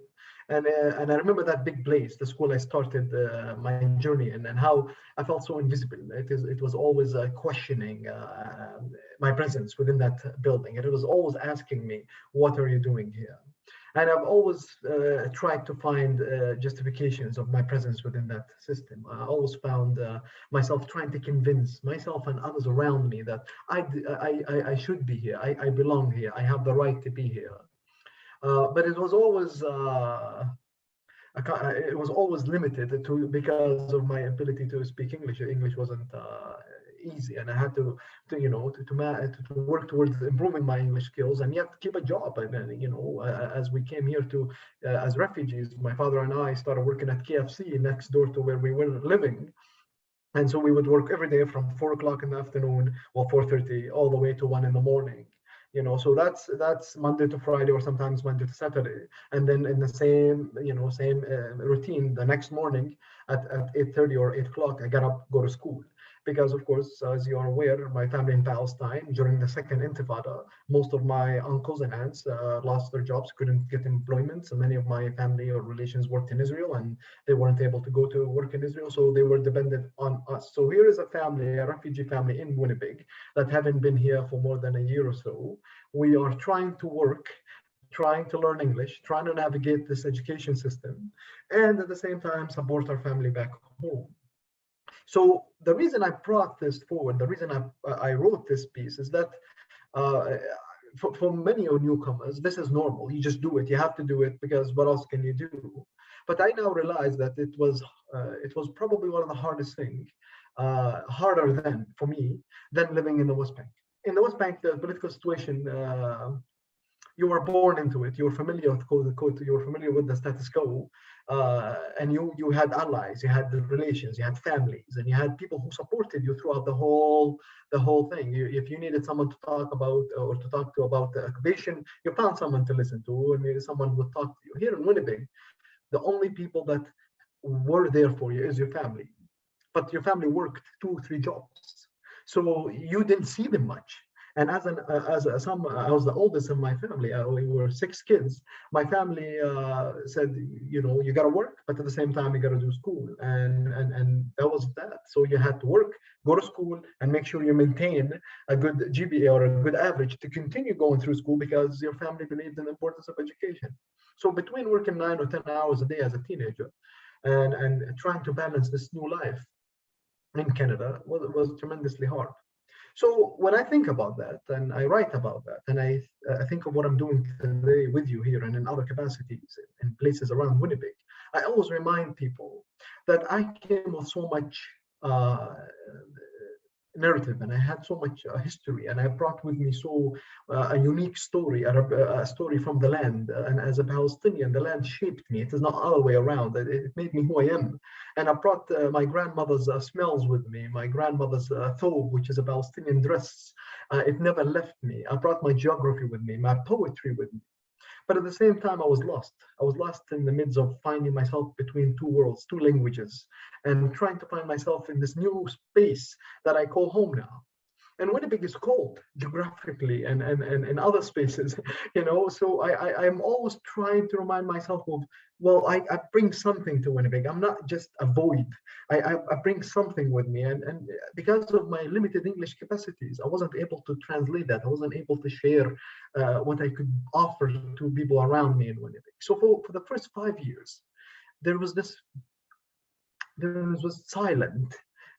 You just adapted to silent, and I adapted to being okay with not saying much, because you couldn't tell your ideas, you couldn't tell how you felt about things, you couldn't share your feelings and sorrows and worries with people, and people assumed around you, in my case at least, that you were uneducated, that you were because of the lack of ability to speak English, that you couldn't comprehend how you felt about life.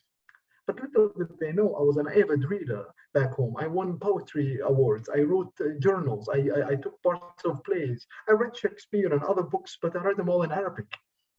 you know. So I come to Canada, and all of a sudden I'm between these, I was put in brackets, and I was highlighted, and teachers would come to me and put me out, pull me out of classes and put me in the hallways and give me easier work and tell me, you don't have to finish it if you can't do it, it's okay, and you can just join us after the test, and you can join us when the kids are done, and so on and so on. So with that all in mind, I started my journey in academia, in the school system, with many newcomers. We were in the same classroom, people from different places, different, of course, different conflict zones, and so on and so on. So that was the only comfortable space for me as a refugee in that school, because the people in that room were very similar to me and to my brothers and sisters. They were struggling with English. Most of them had to work. They come from big families. And on the note of big families, everybody was like, wow, you have 7 or 8 brothers. Wow, what's going on? Like, why do you have such big families? And we were made to feel like we were like weird for having a big family. Now I appreciate my big family. I tell the whole world that my family is big, and I'm very proud of it. But at the time, as a teenager, you're always trying to hide these pieces that your peers told you it was weird. It was, you know, nobody had them in Winnipeg. But on the topic of radicalization and other things, I know that in my experience as a student, 2 of the people that I started my schooling with were pulled into gangs and were recruited by gangs for the simple reason the gangs offered them a place to belong and offered them jobs, work. When I remember the one student, we went, probably him and I, to maybe 12 or 13 places, knocking on doors, trying to put resumes into to get jobs. Our resumes were basic; they had nothing on it. We just put our names and a phone number that wasn't even our phone number. It was a friend of a friend who they can call if they want to get a hold of us. And many places said, well, we can't hire you. You don't, we didn't understand you. You can't speak English. And then as teenagers in Winnipeg, who do you call? Where do you go? So when gangs recruit teenagers, who newcomer teenagers, they know this, and they are, just like Dr. Saad Khan said, they are aware of this, and they know that you have a huge, tremendous responsibilities on your shoulders to support your family here and to support your family back home. This story and many like it put people like me in a very strange place. And I'll share with you a poem that I wrote about being in different multiple spaces. Even now, many years later, as a teacher, as a professor, as someone who is working towards finishing a PhD, as someone who's doing so many things. If I can share my screen, Linda, please. I can tell you that I am in this space where I'm always questioning, who am I? Or what is that story of mine is. So if I can share this, I'll share you. Kauser has control. Kauser, can you give him the screen? Please, Kauser. 5 more minutes. Is it yes, in? Can you? Yes, okay. Totally, yes. Easy, go ahead. Thank you. This poem here, it's called I Remain Untitled, and I used personal narrative to talk about my journey in Canada and what it means to be in these places all at once. My soul stumbles between Palestine and Canada. I watch the butterfly hunting flowers for nectar. I find myself on the edge of unspoken words, lost in 2 languages. Pieces of my heart open onto the shores of a sea, into fields of oranges and tall wheat, and to the prolonged winter that occupies me more and more. As I become the personification of the adjective forgotten, I remain untitled. I spend nights fighting with my fate, trying to recognize myself. I have tried to personalize my trauma, but the whispers of the diaspora break my concentration. My vocabulary dies on my lips as a bird stares through my window. How do I stop this war? I embrace the silence of a prison sentence as I look along the road and steps leading through the gardens of my own prison. I worship my infinite winding path to the horizon and the loveliness of the fence caressed by the rose. I will fight to forget, yet in my foggy dream, I'm afraid of tomorrow. Believe it or not, I wrote this poem in high school in Canada when I arrived here in Arabic. And I just translated it not long ago. I have a whole entire book of them that I'm afraid of going to those poems and translating in English because I don't know if I'm ready yet. I translated this to show people around me that even now, as someone who quote unquote found a job and works and does so many things in Winnipeg here, I'm still in this space. As a refugee, that refugee camp smell never leaves the shirts. I'll leave you with that. Shukran. Thank you for listening to me. Wow, you're a hard act to follow, Izzadeen. That moved me to tears. Quite amazing. Thank you. I feel like I've been peering into your soul with that poem. Quite amazing. I'm pretty much speechless. I'm not sure what to say. I will simply open the floor. Maybe I'm going to. I can't see the full screen yet. I don't know if you're still with us, Eliza. I'm going to, just because we have you. Are you? If you're there, maybe you're not. You stepped away a little bit. Okay. I'll just open it for any comments, reflections, questions. We have a few minutes. I know we're processing. That was very, very moving. Go ahead, Kevin. Izzadeen, that was amazing. Wow. I know when I read what Linda had sent to us, I just had a question. You talk about the word welcome that was in the school when you came, and I've been thinking about this. You know, Selkirk, where I teach, is very very white. There, you know, there's an Indigenous community, a large Indigenous community, but we don't get a lot of immigrant populations coming to Selkirk. And I wondered about that word welcome because, as an example, this might be for one of the first times in my career that I have an immigrant who came to Selkirk who just got here in the fall. And I want to welcome her and I want to know her story, but I'm also very conscious of the fact that she is like alone in the classroom. So I don't even know what I'm asking other than like, how do you welcome? Because I understand that and I understand how important it is without making that newcomer feel scared or isolated or different. I don't know if that makes sense. Does that make sense? Yes, and I think I appreciate that question, but I think I'll start to answer that with Dr. Khan's words. See the humanity in everything you do. So look for the human, right? So recognizing that they bring a human story forward. In my experience as a student and now as a teacher, I make sure that I tell people and students I work with how important it is for me to have coffee with strangers. My grandmother raised me on the land, and every time we went to the olives to pick olives, she would recite songs, Arabic folklore songs, and those songs always started with inviting strangers to come have sage tea with us. Many songs, most of them were talking about come have sage tea with me. I don't know you, but once we have tea together, we'll start to build those stories together. In fact, once you share stories with me, your story with me, you are inviting me to become part of your world. So how often do we have tea with people? How often do we eat with people? How often do we say, you know what, I'm going to take a 10-minute break from my busy life and sit down with a student and say, how are you finding this building? I've got students in my own school who says to me, Mr. Wamba, I haven't gone home this week or today. I spent a lunch hour in the bathroom eating my lunch because I asked someone to help me find the classroom and they said, don't you have legs? So those stories exist in our buildings. So it is important to create the space where students know you as a teacher, as a human, you are vulnerable too. You're telling them the truth. You're telling them your own story as a human. And once students and people see that, they will share their stories with you. That's what I try to do. Can I just quickly follow that up by so how do I do that? Because individually with that student, I would have no problem doing that, but how do I foster that in the classroom without othering? I don't know if that is making sense. Well, as I said, Can I interject before you answer? Yes. Could you also answer in how do we get other teachers to do that? It's easy for you to give advice to Kevin, but how are we as a group? Sure. What do we tell other teachers too? So I think that's really critical.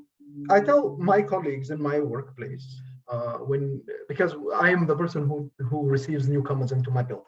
And I do all of their scheduling and I help them settle down and so on. And I know their families and so on. So I tell them before people come into your classrooms, spend time to know them and talk to them and find out who they are. But most importantly, as teachers, and I'm one of them, and I always remind myself, what are the uncomfortable topics that I'm trying to shy away from?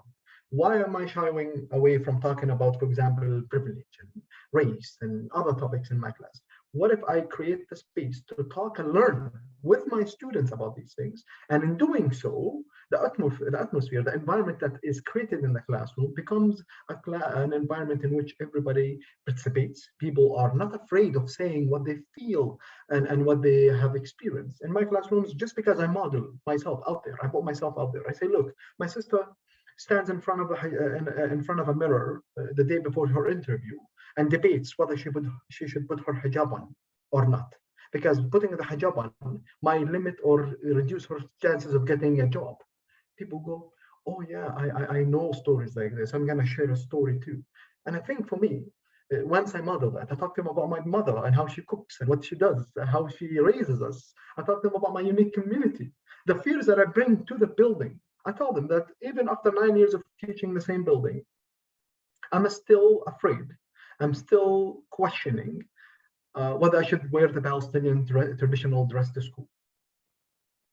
That's a fear of mine. What will my colleagues say? What would I be received as? What will teachers in my building, whether they say it to my face or behind my back, what will it? So those fears and these worries come from a place. Behind every fear, there's an emotion. So I talk about those emotions. I say them, I put them all out there. I say, look, I don't know why I feel this way. Do you have stories like this? And the exchange that happens between me and my students and my colleagues, once we establish that trust relationship, that place of vulnerability, the breakthrough structures, they are inviting, they are warm, and they are real. Thank you, Izzy. I see Gareth, and then we'll go to Mark. In a way, my comment's going to preempt what's on the agenda after our break, but it fits in here. When I heard Eliza talk about the isolation that she felt, we've talked about othering and that kind of thing. The one category of staff that we have in our school buildings that we haven't mentioned yet is the whole team of student services people. And student services people have their day defined by the opportunity to sit down with kids. Their conversations are understood to be confidential.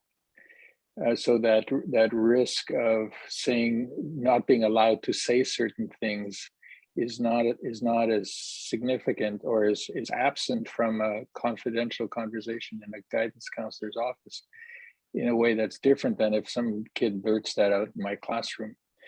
So when we have that task later to think about teachers and students and administrators, I realize that student services people are understood to be educators. So maybe we're assuming that they're part of it, but we haven't really mentioned their role in all of this.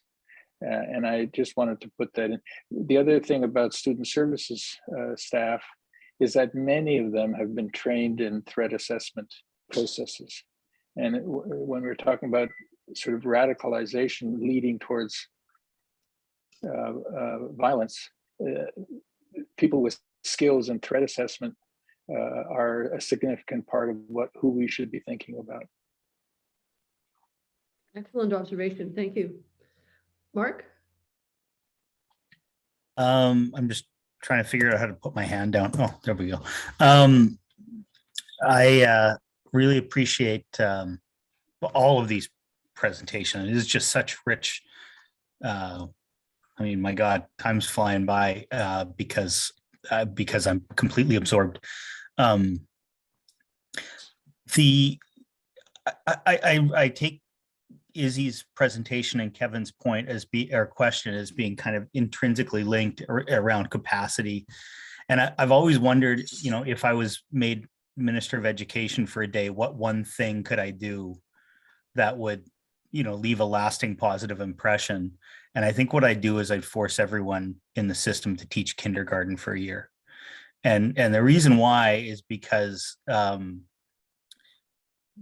kindergarten, the teachers have to develop expertise in talking about differences, because it is the one moment in the school system when everybody is honest about the multiplicity of differences that exist in the room, right?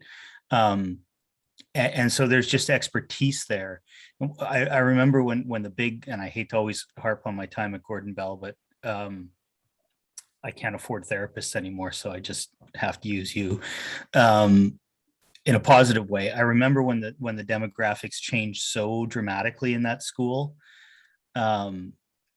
that I remember actually saying to my students, because I reached a certain point of paralysis around how to talk when we had so much difference in the classroom, where I was like, is it okay if I just acknowledge like that some of you are Black and that I'm white? Like, can we just use those words? Because I'm stumbling on words trying to address this. And I think that there is a certain chill chilling effect that teachers have felt around trying to not do things wrong, that can lead to a worse situation, which is they don't do anything at all. And so then you end up with crisis points, and students pick up on that. They know they're not supposed to talk about certain things because their teachers don't feel comfortable talking about it. They're really, I mean, so I think that if the question is, how do you make someone feel comfortable? I think modeling curiosity and vulnerability and honesty and apologizing a lot, and modeling that there's ways back from doing stupid things and saying stupid things. Those things I think are helpful. But they're hard to convince teachers to do. It's easier in social studies classrooms. So anyway, this is such rich stuff.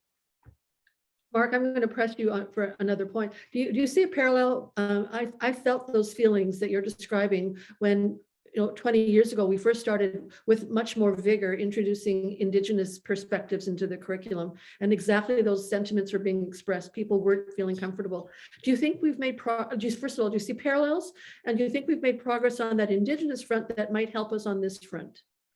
Yeah, there are clear parallels, and I don't think we've made progress on it. The most common excuse, Paul Gorski talks about barriers to equity practices, and the most common is, and it's Martin Luther King in the letters from the Birmingham jail, writing letters to the white moderates who were just going like, oh, this is too political. The lineup of excuses around, I don't want to cause harm. Yeah, I get it the first time. I get it the second time. If it's the third year that you face this and you still are like, oh, but I don't want to do it wrong, you're just waiting for the PD session to be over so you can avoid the discomfort. And that, so as much as I'm speaking sensitively, we need to support teachers in working through their reticence and their willingness or their unwillingness to say the wrong thing.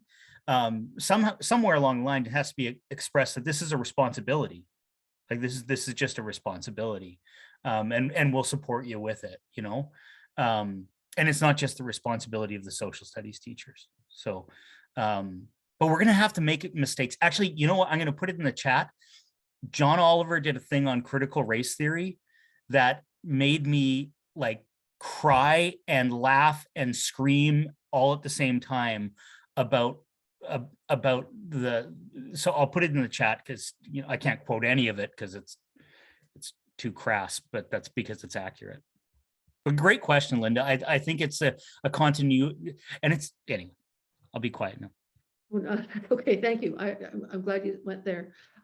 Marianne, one quick question or observation, because we're going to be moving to break soon and our big group discussion where we'll talk much more about this. We're not cutting you off, just taking a pause. Yeah, no, I'm fine. I just, it's this notion of neutrality, that education is somehow this safe, neutral zone. And I'm just thinking about, maybe sounding like a health teacher, but talking about teaching the whole child and the whole student, that we can't just teach about facts and knowledge, that we have to realize that kids are coming with all of this emotional and psychological, and, you know, and it's in their body, you know, their experience is in their body, and that's why they act out. And so I'm just really enjoying this too, but I've got lots of ideas. I'll just shut up.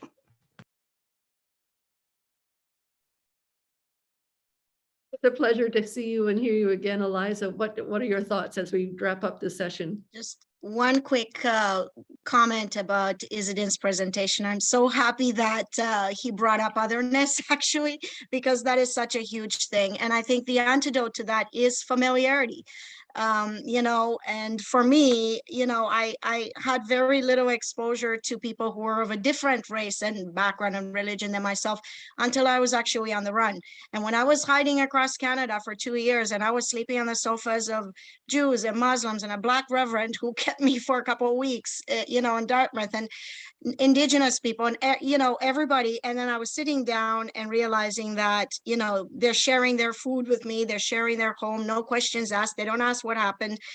I realized that, you know, we are all together, and the humanity came from knowing that. So the fact that that you're sharing those stories about yourself and you're putting yourself out there so they see the beautiful vulnerability, and, you know, that you are a whole person, a whole world in one person. You know, you're not just this individual who doesn't have a past just because you're in a new country. You are a whole world, an ecosystem in one. And that familiarity, you know, the stupid saying of familiarity breeds contempt, it's actually the opposite. I think, you know, if the antidote to the other is actually getting to know the other, having to realize that we have so much more in common as human beings than we have differences. And like Saad said before, there was a quote that which was really brilliant. Did I paste it in somewhere? Oh, I forgot. But anyway, it's about, yes, about the different identities, and we all have different identities that we different hats that we wear. And the problem is when one becomes the dominant one. And that is such an important thing, is to realize that we have a little bit of ourselves in so many things, and just bringing that together. So yes, the antidote to otherness, I feel, is getting to know all of ourselves and having those conversations that make us uncomfortable. Okay, I'm done. How do I undo my hand? Okay, never mind. Lower hand. Done. I don't even know how to put my hand up, so you're ahead of me on knowing how to take it down. Thank you. That was a lovely way to bring this discussion session to an end. We're going to take, in a moment, we're going to take a break. And then when you come back, you're going to, Kristen is going to divide us into breakout groups. Eliza, do you want to hang around some more? Do you want to take part in our discussion groups, or do you have to wrap up? What time is everyone coming back? Just so I know. Well, we're going to take a break for about 15 minutes, and then we're going to be in breakout groups till 3 o'clock. And then at 3 o'clock, we're going to share our recommendations from the conversations. There's two key questions we're asking. Mostly, what should we be focusing on now that we've heard all these very inspiring and compelling stories? So are you going to hang around? Sure. Yeah, yeah, for sure. I asked then, Kristen, just randomly assign Eliza to one of the breakout groups. We're missing Tanya and Greg and Linda Connor. So perhaps yes, I've already made some little adjustments here, because one group had 6 people and one only had 2. So I've changed things around a little bit. Right. I also will tell everybody during the break, I'm going to try to set up the breakout rooms. I've never actually done them before, but it seems pretty straightforward. So if your screens look a little bit weird when you come back, I will find a way to fix that. But I'm going to try it while we're on break here. Great. So before you go, folks, Kauser has been asking me, and I have been completely forgetting to put this to you in an email, but he wants to have our names and affiliations and photos on the website. And are people willing to do that? Are there any problems with that? Just what I'll do right after this meeting, I'll send an email, and then if you just send me a confirmation to reply saying yes or no, I'll send the email. And Kauser, apologies for that. I'm not sure if he's gone yet, but I know he had to leave for a meeting, which is why for some of you arrived later than others, Kristen's going to take over. So when you come back at, our time is now 2:06. When you come back at about, let's say 2:20, that'll be 15 minutes, 2:20, you should be in your breakout groups, and know that at 3 o'clock, you will be brought back, rerouted to our main system. The one question, two thoughts before you go. Would you please identify a reporter from your group, do that first thing, identify a reporter, so that we have someone who will share the answers to your questions. And then is there anyone who doesn't have the 2 questions? I sent them yesterday in the revised agenda. Maybe Linda, if you'd be able to put them in the chat so that everyone has them. I don't right even know how there. to do that. Are you able to put them on the screen? I think Connie just did. Connie already did it. Amazing. Isn't she Perfect. wonderful? That's We don't great. use Connie, I but love thank this you. for Great. us. Okay, I will copy those and make sure that everyone has access to them in the breakout rooms as well. Perfect. So Yeah, that's right. Are there any last pertinent or pressing questions before we go? Well, I can reassure Kevin that this won't be given what's happening in Ukraine, there's going to be lots of immigrants in Selkirk in the near future. Refugees though, but for sure. Yeah. It just occurred to me that town is going to take a lot.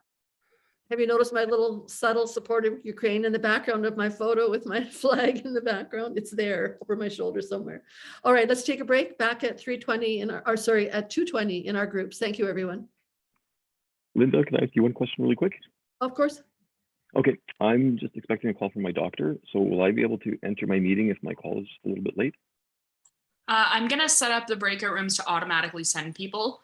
Okay, So so I can if you just join the do what conversation. Kouser Okay. has done and turn off your mic and camera, you'll be in there when you come back. Okay, perfect. Okay, because I was supposed to be getting the call here 2 o'clock. I had made the arrangements, but he hasn't called yet. So I'm thinking I might just be a little bit running past break. Sure. Not a Okay, problem. thanks very much. Perfect, thanks. And I'm still here for a few minutes if anyone has a question or needs anything. Yeah, Kristen and Linda, I've got to leave now for meetings, so don't put me in a group. Okay, Linda, have a good weekend. thank you. Wasn't that amazing? It was great. This is exactly the sort of thing that. Are you able to come back at 4 o'clock, Lloyd, for our? I can't. I would Okay. like. What's All at right. 4 o'clock? Well, just after the teachers leave, we'll have our conversation about next steps and pressing questions. Do I come back to the same? I'm going to try. I mean, it'll Okay. be a little past. Just like last time, we follow this teacher meeting group with our admin group. Okay. If not, we'll be in touch. Okay. Thank you. Take care, guys. You too.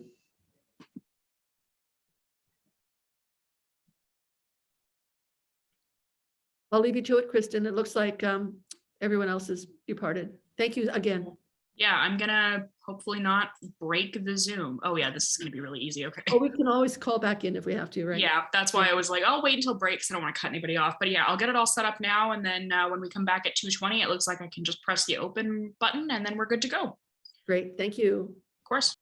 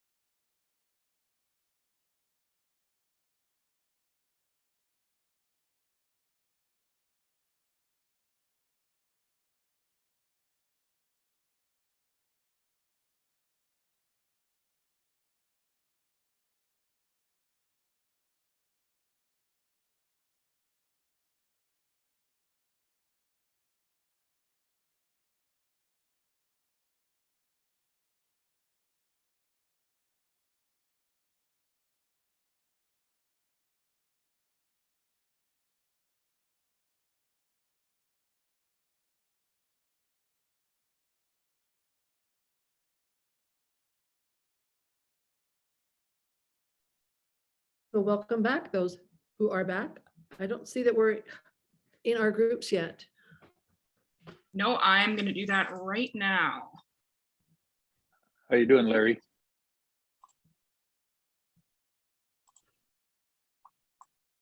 I'm good. It's good to see you. Yeah, same. Before you disappear, Larry, what is it that your daughter sent?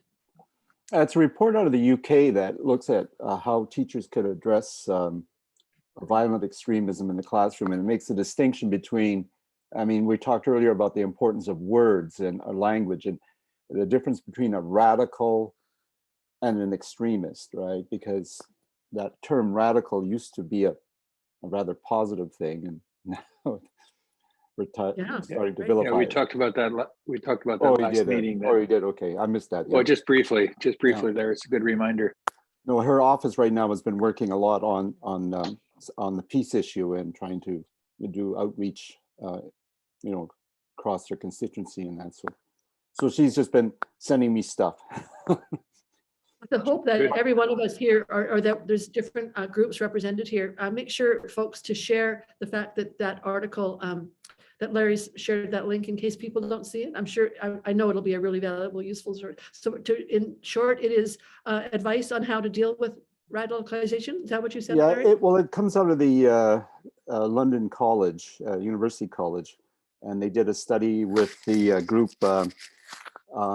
It's a local group. I don't know much about it, but it's called Since 9/11. It's a British group that tries to address the problems of isolation, alienation in the classroom, leading to extremism. So Right. I read it this morning, and she sent it to me last night when I said I was going to have this meeting. And she said, "Oh, Dad, you have to read this." Good, excellent. Sorry, I was curious, Larry, about the fundamental British values section Yeah, of well, the you did see that, recommendations. right? Yeah.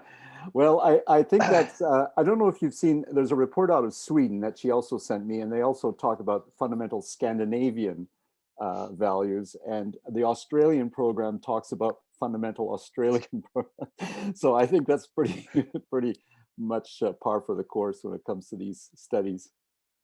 We're all Kristen, ready promoting to our send own us away? values.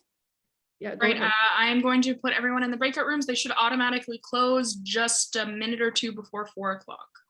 3 o'clock. That's 3 right. o'clock. Sorry. Yes, 3 o'clock. That's right. I've Thank got them you. set for about 36 minutes or something like that. So Perfect. just before 3 o'clock. All right, let's go. 4 o'clock. Aye.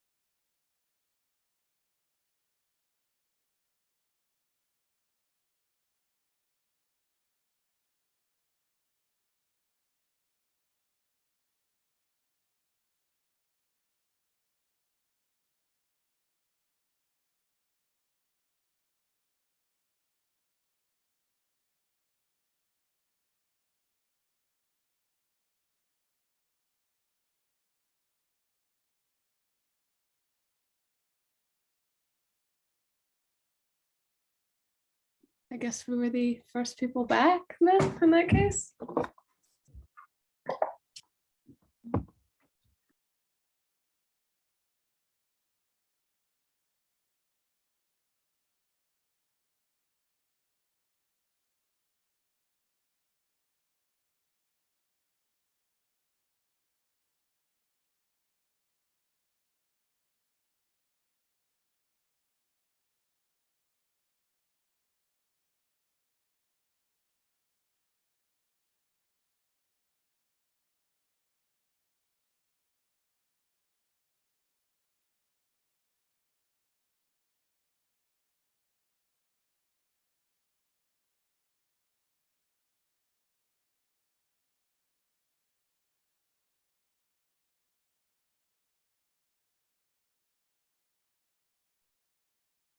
Wonderful. Welcome back, everyone. I'm not sure that we have everyone with us, but I think we should just leap right into our conversation. This will be the next half hour or so. We'll be just reporting back on what we heard. So Kristen, I'm not even sure how many groups you broke us out into. Were there No, four? this is everybody. There was 4 groups of 4, so this is everyone. So given that you're live right now, Kristen, do you want to just start off with the report for the group that you were in? Sure. So I was part of group 3. I have a master's thesis worth of notes here, so I'm going to do my best to kind of whittle them down a little bit. So we started with question 1, which I will just look at again here so I can remind myself. So the purpose or intent of the resources we're creating. So we kind of considered more so where we're kind of coming from as we're creating these resources. A few anecdotes that I took from our meeting, and of course any members of our group could jump in if they have anything to add. I believe it was, I'm not going to be able to remember who said what, I'm so sorry. For those people who have embarked on an ideology, attacking that ideology is not going to help. So we have to consider maybe more compassionate options as opposed to just purely going in with attempting to educate, considering compassion and where those people are coming from. Kristen, Going after, sorry, yeah, sure. sorry to interrupt. Might you let us know who was in your group? Yeah, I had Mark, Lloyd, and Linda, I believe. Larry, Mark. Larry, yes, sorry, Lloyd left. Yes, Larry. Perfect. Okay.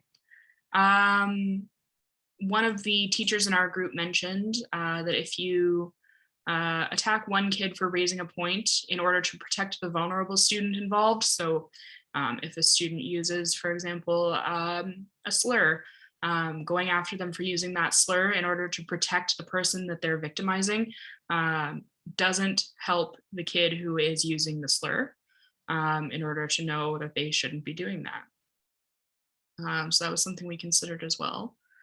You also can't reason somebody out of something they didn't reason themselves into. So oftentimes we find that trying to combat these extremist ideas or far right ideas with reason is often not the best way. I've seen it on the internet. I see it every day, that trying to reason somebody out of one of these situations doesn't work because they didn't reason themselves into it in the first place. We also considered some more questions in addition to this purpose and intent question. For example, how do we create a space where teachers, people or teachers, can encounter people who share ideas different from theirs without isolating or radicalizing them even more? So this was another kind of tying into that, a counterattack or trying to reason often doesn't help. We have to be able to empower those teachers to teach. It makes sense to me. And in addition to that, something we talked about quite a bit was the idea that words change and have different meanings, and also that words like Black and gay are not bad words, and empowering teachers to be able to use those words in their lessons and in their ability to teach is going to help quite a bit. We kind of wanted to get around this idea that racialized students or students who may be trans or gay or just generally members of the queer community or who are immigrants or any of these other, we may call them minority groups, they're not the elephants in the room. And talking about differences is what makes us unique and what makes us Canadian. And talking about those differences makes them approachable, and it allows us to consider how these differences make us stronger, as opposed to a more radical idea of someone who may say that they make us weaker. So counteracting all of these extremist views or radical views starts with understanding both the view itself and also the other side of that, if you want to put it in a conflict kind of view. We also considered how teachers need, the word used was latitude, which I think makes perfect sense. They need latitude to contextualize their teaching. So thinking about more diverse curriculums or the ability to diversify these curriculums. I think it was Larry who brought this up. For example, if you have students who are from different countries, including stories that may come from those countries, or including poems that may come from those countries, including stories with queer characters, if you know you have a queer student in the class, or even simply because all students should be exposed to those kinds of stories. I didn't read about any queer kids when I was in high school, and maybe that would have helped me a lot. And I had to turn to things on the internet. And I've said in class before, I don't know if I've ever said here, but I kind of got lucky that my internet radicalization, if you want to call it that, I fell to the left side of things. I could have very easily fallen the complete opposite way. So I think offering these kinds of stories as a bit of an escape to kids, allowing teachers to contextualize and change their curriculums in order to better suit their students is going to be something that will really help with a better understanding and an overall tolerance, I guess is the best word for it. What else do I have in my plethora of notes here? We also discussed, I have maybe two more things to say here. We discussed how cancel culture fits into this, and we also made note that using the term cancel culture is probably not going to be in our best interests, because it has a completely different definition depending on which side of the political spectrum you're on. So someone on the left may categorize cancel culture completely differently from someone on the right. So using that term, but not using that term. So considering how we can dissolve cancel culture in order to be compassionate and educating, as opposed to, again, kind of tying back to that, stopping one student from talking in order to prevent or to protect someone else. Okay, and then a point that I brought up a little bit selfishly, because I come from a rural area and I moved into Winnipeg for university. Considering the rural and urban divide, so how do we introduce this to people who may feel like it's an attack on them? Specifically thinking about my high school, where a lot of those teachers have never left Gladstone and they probably never will.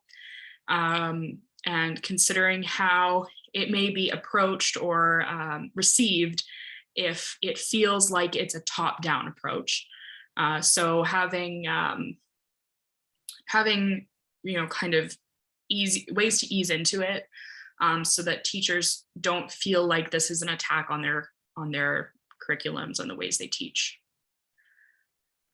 Okay, I think I've covered. Okay, last thing I will say was a point brought up, I believe, by Mark. We also have to consider how and when these students go through their identity discoveries.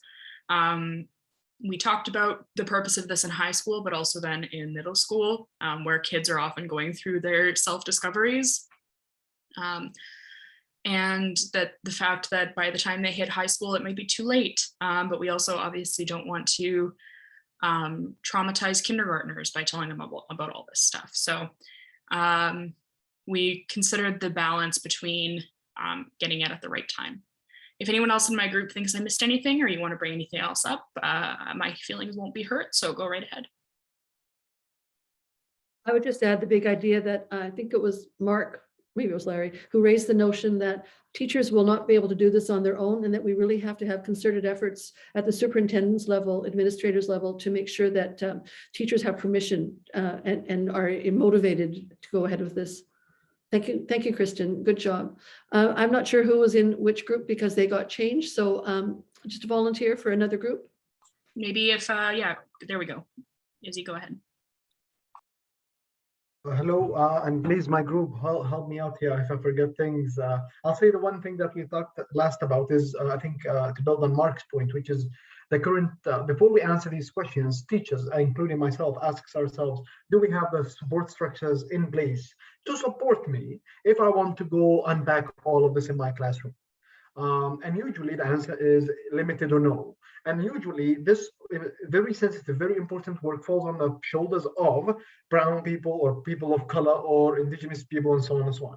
And in fact, this work doesn't help push the journey forward. It ends up being a way of tokenizing us more than anything. In fact, I become the speaker of, or the person who can speak on behalf of the newcomers community. Or if you have a question about any refugee kids, go see Izzy, and so on and so on, right?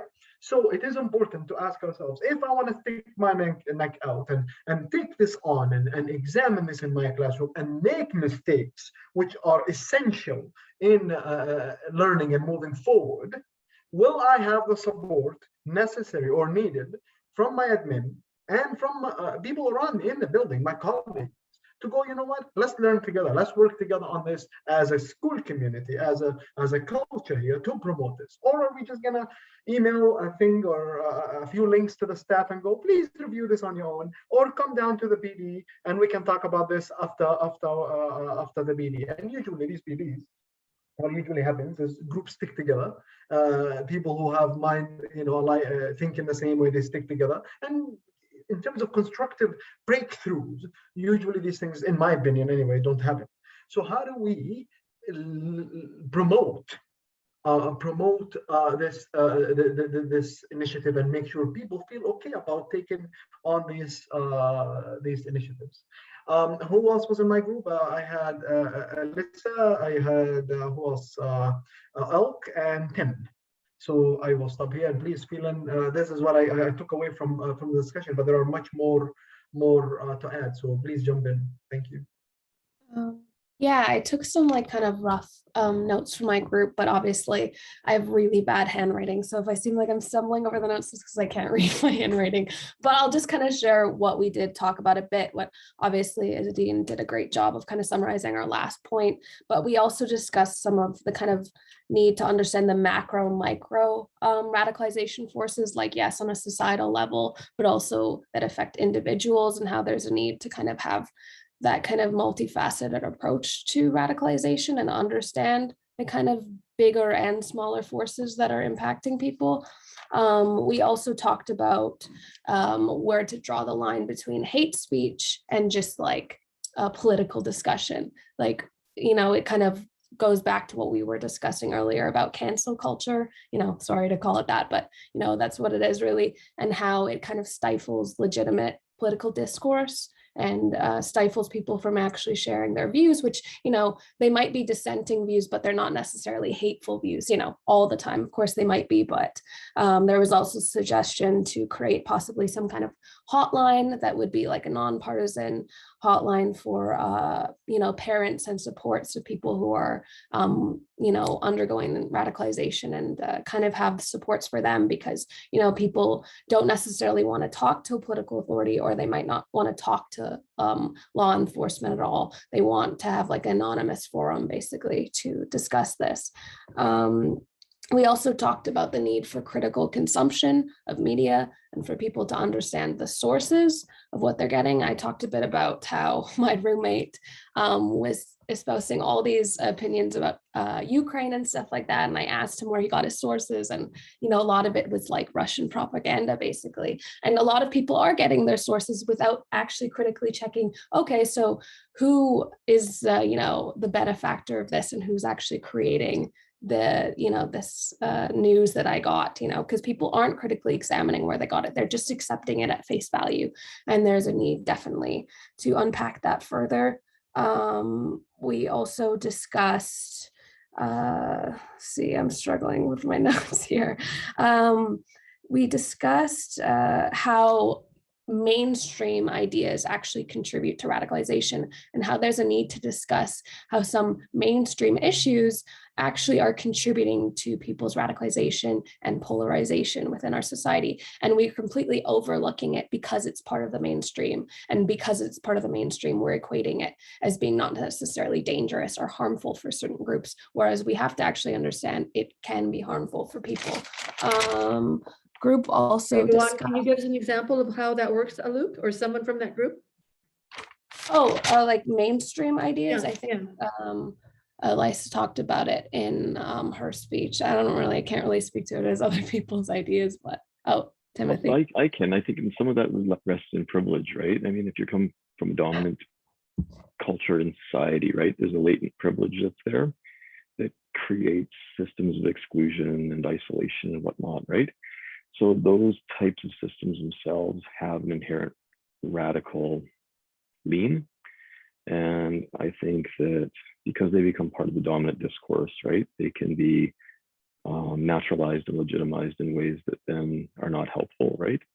And I think, extending to that too, we were talking about the struggles that might exist within school. And back to Izzy's point too, right? There could be teachers that opt out, but the reasoning for those opting out could be cognizant, or they could be just part of an unacknowledged pre-existing internalization of a certain discourse that actually just perpetuates this kind of thing, right? In the mainstream, that creates systems that isolate and systems that segregate and systems that demean and that kind of thing as well, right? So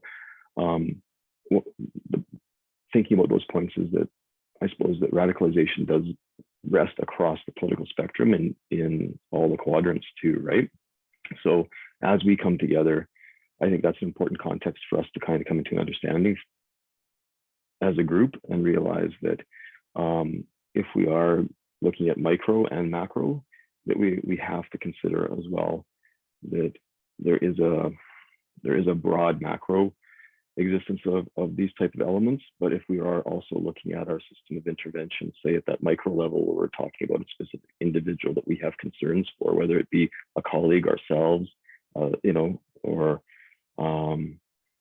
in relation to like our own inherent attitudes and beliefs and behaviors and whatnot, how do we mitigate all of those type of things so that we can do effective toolkitting or whatever we want to call it, that is helpful to individuals at that micro level, in that classroom level, school level, community level, home level, and whatnot, and beyond, right? And back to that point about the regionalization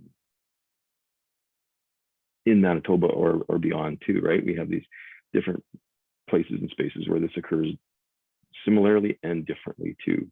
So that's kind of, adding on, other layers to this as well, that I think as we move forward, we have to sort of first off define and share in thinking about that, and then see how is that going to lead in terms of our understanding of people holding values and attitudes, and how those enact as behaviors, and how that's the same and different across these discourse communities, right? And then how will that impact what we do in moving forward, so that this is actually an effective process, right? Sorry, that was a long time, but I was thinking about this for a while now, in how we do this, and that's, like I said, in summation, from hearing all of these narratives today, and then from just thinking about our previous meetings and whatnot as well too. So thanks. Tim, I appreciate how you really illustrated the multiple layers and complexities that we have to address, and that's what kids are dealing with too. So I appreciate that. Thank you. Luke, was there any more to add before we move to the next? Yeah, and I did want to I didn't have an answer on the spot, but I did kind of want to piggyback off of what was said earlier about how kind of mainstream culture can even be harmful. This is evolving, but I come from Indigenous background, and when I was growing up, decolonization wasn't as much of a buzzword at all. So in the classroom, I was always taught that, even though Indigenous people, had been obviously persecuted against, it was almost like a good thing, right? Like that we eventually learned and we're all a peaceful society. And that's what I was taught as a kid, that we became this peaceful, amazing society that was just so multicultural and everyone's opinion was, you know, considered. And issues, which is what we talked about in our group, was that in polite Canadian society, you know, we didn't at the time talk about residential schools and those kind of things, which my family attended. So it's definitely something that just because it's, you know, maybe in the mainstream culture or, you know, noticeably absent from the mainstream culture doesn't necessarily make it healthy or constructive. And it's something that we definitely need to be critical about because we're obviously all living in, you know, this mainstream culture. So we have to be critical and kind of see like, just because it's something that's promoted by popular media, et cetera, doesn't mean it's not necessarily, you know, harming you know, marginalized groups and stuff like that. And before I go on too much, I'm going to just quickly summarize what was said. We also discussed how definitions and understandings of groups are shaped by dominant cultures and how things like colonization can shape our understandings of different groups. And we might not even be conscious of how they've shaped our understandings. And we might have understandings of groups that are different from what someone else understands. So definitions can be different across different groups, depending on where you're coming from and your positionality. So that's something we discussed. And we also discussed how we have to, there's a deep need to understand our own biases and how that can get very uncomfortable to discuss, but it's something that absolutely needs to be tackled if we're going to actually have a constructive conversation. We also quickly discussed how cultures, people's cultures need to be reflected within the classroom. Like, you know, a lot of people feel like their culture is not seen and that can lead to them feeling excluded, which can obviously send them down, you know, the path towards holding more extreme views. We also talked about the dangers of polarization, which is something that's been touched upon a lot, which is that, you know, people avoid talking about controversial issues, you know, and that leads to people just kind of internalizing them or speaking about them in spaces where they do feel comfortable talking about that. And those spaces can be harmful and lead to more polarization and hateful opinions. So yeah, that's basically what we said. And excuse the raspy voice. I do have COVID, as Linda mentioned. So thank you. Why did your group make you be the reporter? I feel so badly. Shame on you, group members. No, it's my fault. I just started writing, then I was like, I'm so far already. I might as well just speak anyway. So Mark's point is taken. Mark, thank you. Thank you, Luke. That was, who was in that group? That was Luke, Izzy, and Tim, just three? Okay, and so, oh, and Eliza, great, wonderful. Kevin, you have your group. Who was in your group? Who's your reporter? That's me. All right. I was in a group of three wonderful people. Gareth and Marianne joined me. I guess where we took off our discussion here was looking at at everything we've heard today and what we've heard so far with this group is how do we implement our goals like inside the classroom? And what we kind of talked about, and again, please jump in, Gareth or Marianne, if I get sidetracked. So we talked about how this stuff has to be contained in the classroom, but also outside the classroom. And that goes along with a sense of school culture, that students need a sense of belonging to the school. You know, there's all sorts of levels to this within the school itself. And that actually goes to answer the second question that was posed, like, you know, we see this as being, you know, many different layers of people that we need to be targeting here, not just a classroom teacher or administrator, but a whole school approach. We talked a lot about how for staff, getting training, professional development, in particular, Marianne was mentioning, Gareth was mentioning that I think his staff at Monroe got conflict resolution training for all staff.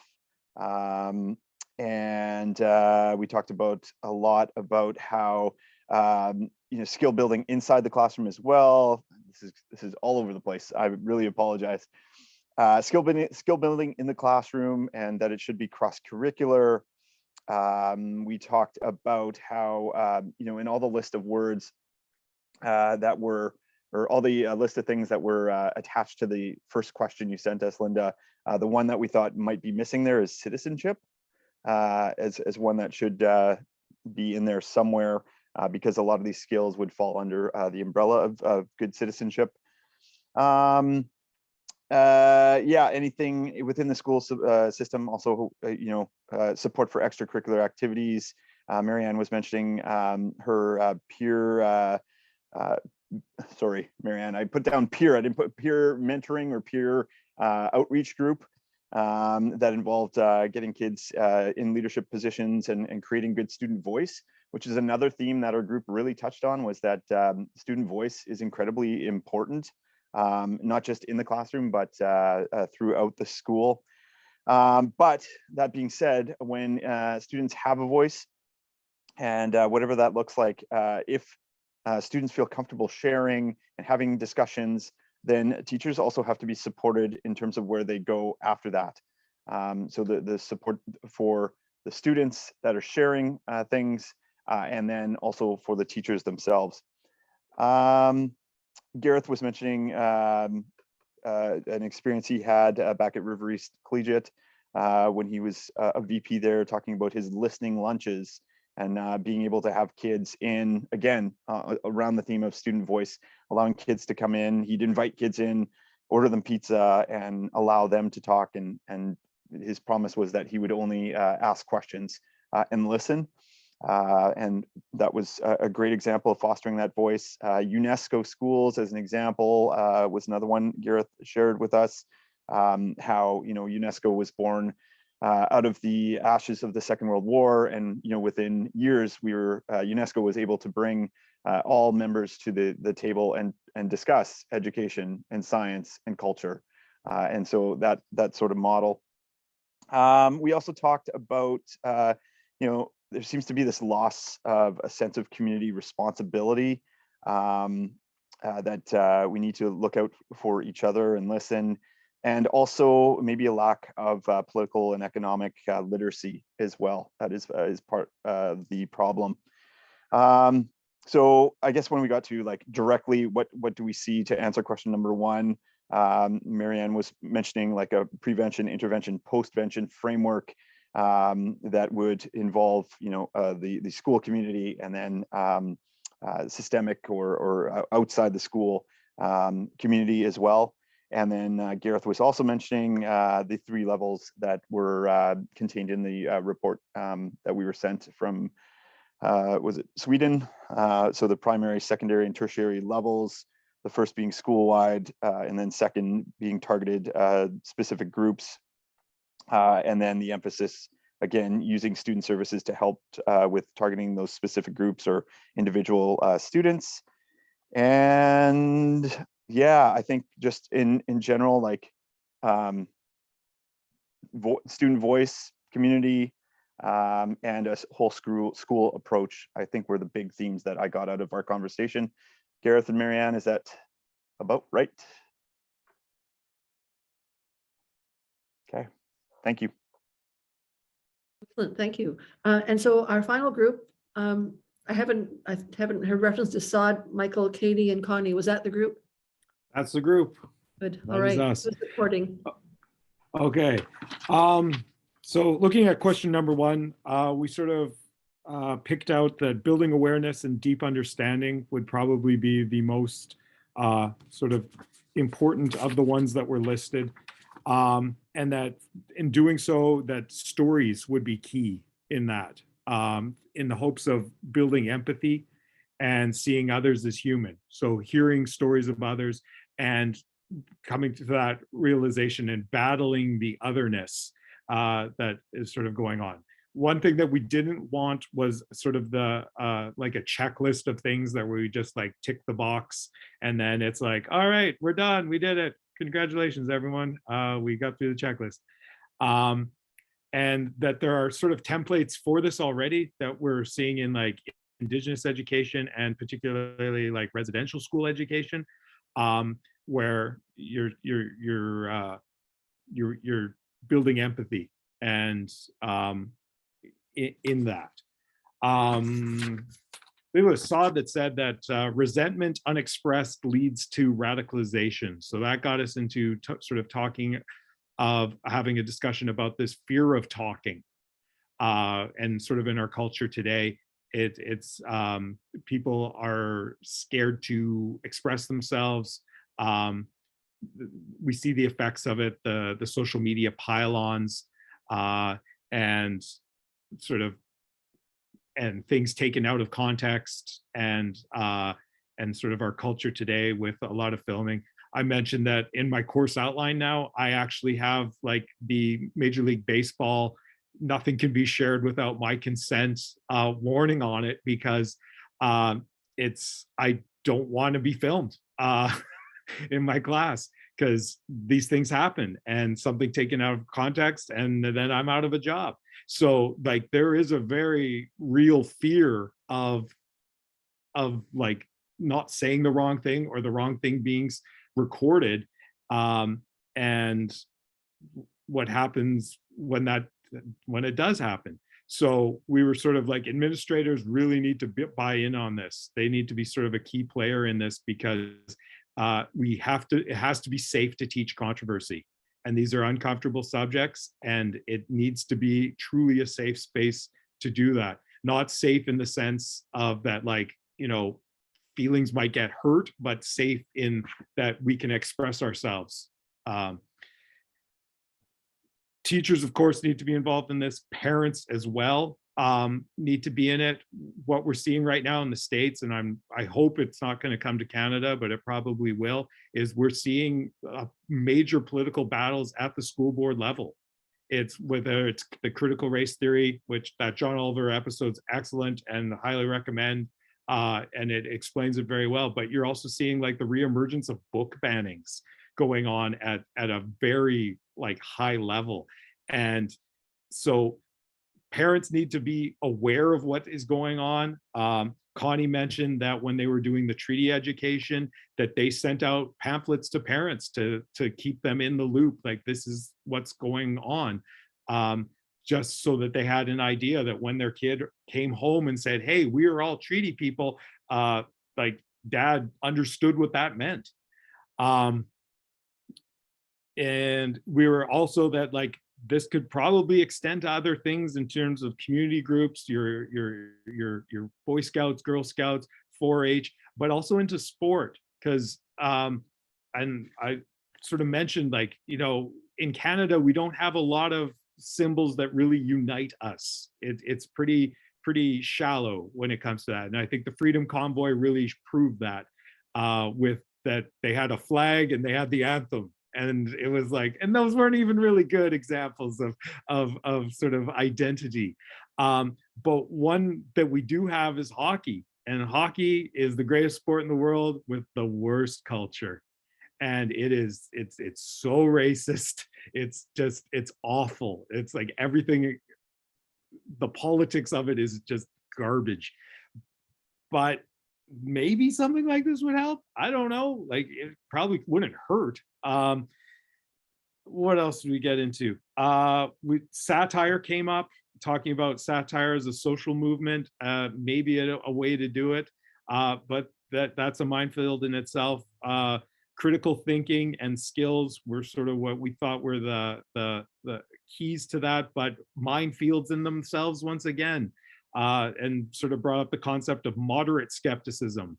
It's sort of, we can't have this all-out skepticism about everything, that's like we can believe nothing, because which sort of seems where we are in our society today, that it's sort of everything is, if you take everything with a grain of salt, you'll have high blood pressure. So yeah, what else? Oh, sort of the Larry sharing that British report there, looked at, they mentioned conspiracy theories in it. I didn't get to look at it at all. I just looked at the table of contents, but conspiracy theories kind of being this gateway to radicalism, and that you sort of like, oh, flat earth, ha ha ha ha, yes, the earth is flat, and you go 2 steps further and it's anti-Semitism. So it's sort of it could be sort of addressing that as a way to radicalization. What else do I have here? We lamented the state of civic education and with the Freedom Convoy once again as an example, and how they were demanding their First Amendment rights in a Canadian court, and then them being told that you're not in America. Yeah, so I think that's it. I don't know, group members, anything else? No, thank you very much for speaking on our behalf. We just bullied Michael.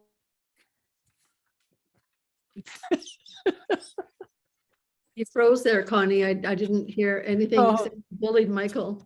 Yeah, no, to being our spokesman, I'm just bugging him. No, thanks, Michael. I'll put some things in the chat because a whole bunch of like documentaries and things were mentioned, and they may be of interest of you too. But one person in particular, there's a guy, British journalist by the name of John Ronson. He wrote a book, So You've Been Publicly Shamed, which talks all about Twitter pile-ons. And he just did a new one about cancel culture called Things Fell Apart, where he goes, where did this begin? And he goes and tries to find the origins of cancel culture. And they're one's a book, but he's made it into a podcast. So if you just want to listen to a few things, they're nice. And he has a nice British voice. So it's nice to listen to. Great, thank you, Michael, and thank you everyone for some really very thought-provoking ideas. I'm grappling with next steps, and I've concluded that I'm confident Connie will have taken really good notes here. And I'd like, between perhaps the two of us, Connie and I will try to put together a continuum of possibilities that have grown out of this conversation today. And then for our next meeting, we may just come right back into this conversation and look at and sort of eliminate and approve. And it's just a thought that maybe that's what we have to do as our next step. Any reaction to that?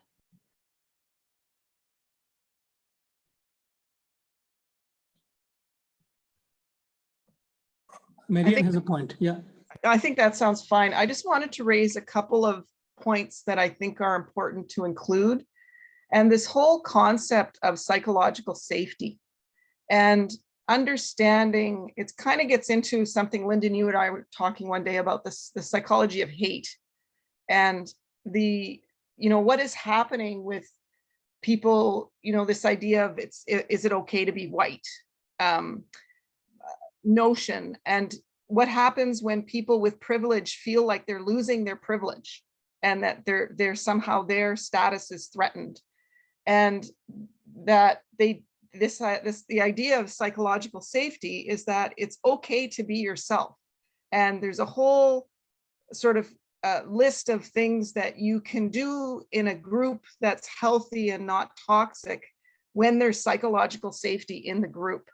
So I think that that's really important for classrooms and for any group, like a board, a workplace, for people to understand this concept of psychological safety and what happens when people feel like their identity is being criticized, whether that's, no matter who they are. The other thing is just having examples, because I can remember having a discussion in one of my classes at Red River with a young white woman who insisted that she was colorblind. And it led to a whole discussion about how that made racism invisible and how it made the privilege and the way that white people can benefit from racism invisible. And so I think having some other examples, like one of the other things that I talk a lot about is there was a phrase about making racists hate again. And this was coming from the left. And then I was saying, well, really what we want is making racists love again. Like it's this idea that that gets into the compassion and it's not this cancel culture idea. So I think it's important to have, kind of like little examples and things like that we can point to that get at some of these ideas that can be very challenging. Thanks, Marianne. And something else we have to think about is what format? And that would have been a third question if I had thought we could handle one more question, but that we had more than enough on our plate today. But we need to start thinking about in what form should this be given to people? It can't only live on the web. I think there have to be hard things that are show up in staff rooms and in classrooms in various places, maybe in the hockey rink change rooms or posters, Michael, that I don't know, that would solve that problem, but that's something else. Put in the back of your mind of not just what do we have to communicate and who should we target, but what will that look like? What actual hard format or soft format will that look like? I think that we're at the point of 20 minutes left. There's still a couple of items on the agenda. An additional item, I have to ask a question of, I think it's just Tim and Kevin and Izzy, and correct me if I'm wrong, this relates to, are the three of you the folks that claim substitute fees? Or is there anyone else? Just you three? Just to let you know that none of your school divisions have submitted sub fees as of yet. And our budget, our fiscal year is at the end of March 31st. And if we don't get those claims by the end of March, then that money will be lost to us if we can't spend it. We don't get it back. And we're gonna have to dip into next year's funds, which will be problematic. So could you, Kauser, is there anything else you have to say to that? Just get results dated by March 31st? Yeah, so ladies and gentlemen, this is kind of important. We should get it latest by 21st of March in order to process it. And even through the email, just send or share my email, folks, and they can send me an email, a copy of the invoice, and I will quickly process it. And we really want to do it because you have done so much, you have spent your time, and this needs to be done ASAP. So kindly put up a notice to your school division account receivable group. Thank you. And if there's any problems, you can just let us know, let me know. Thank you. Kauser, since you're there now, do you want to give us a really brief social media and website update? I've asked the question, I think, in your absence about, I'll send an email right after this meeting for permission for that. So it's an interesting aspect of our efforts to disseminate and get collaboration. For example, Elisa is right here with us. I mean, it's amazed that she's still here with us, and this is how we expand our collaboration. And Elisa is just an example today. And I have spoken to a number of groups, both nationally and globally. So we are going to bring them up. So to this end, our first effort is website. So website is coming live in this weekend. And my sincere thanks to Team Biak and the team, Kristen and others, Alok, about this whole feedback thing. So our webpage will be live by this weekend. And our Twitter and Facebook is already up, and we have posted Elisa's today's lecture in those two platforms. So the poster that we prepared, you can still find it in our Twitter feed and all these things. And these are all Kristen's department. So she's doing a fantastic job with others. And I hope Katie has joined this particular group as well. And we are quite strong now, and Team Biak is our leader in that whole adventure.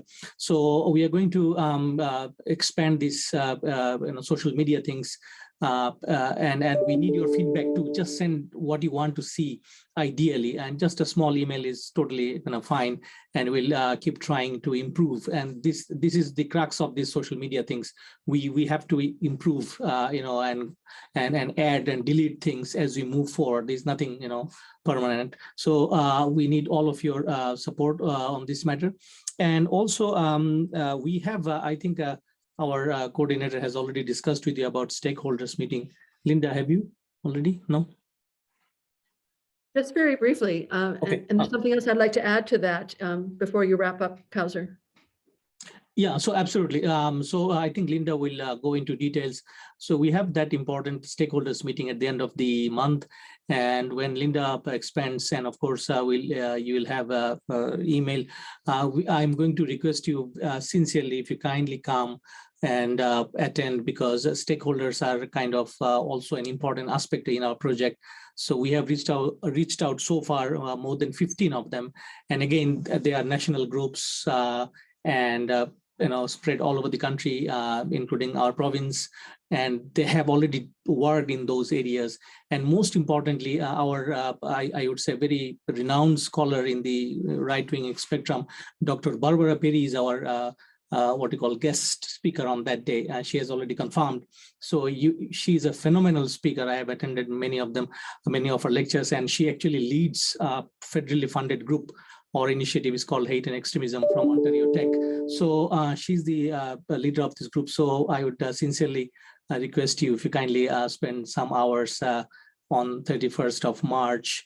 And moving on, I keep on updating our Google Drive with important things that comes to my notice. So the last thing I updated, which I think our project coordinator will share with you widely, there's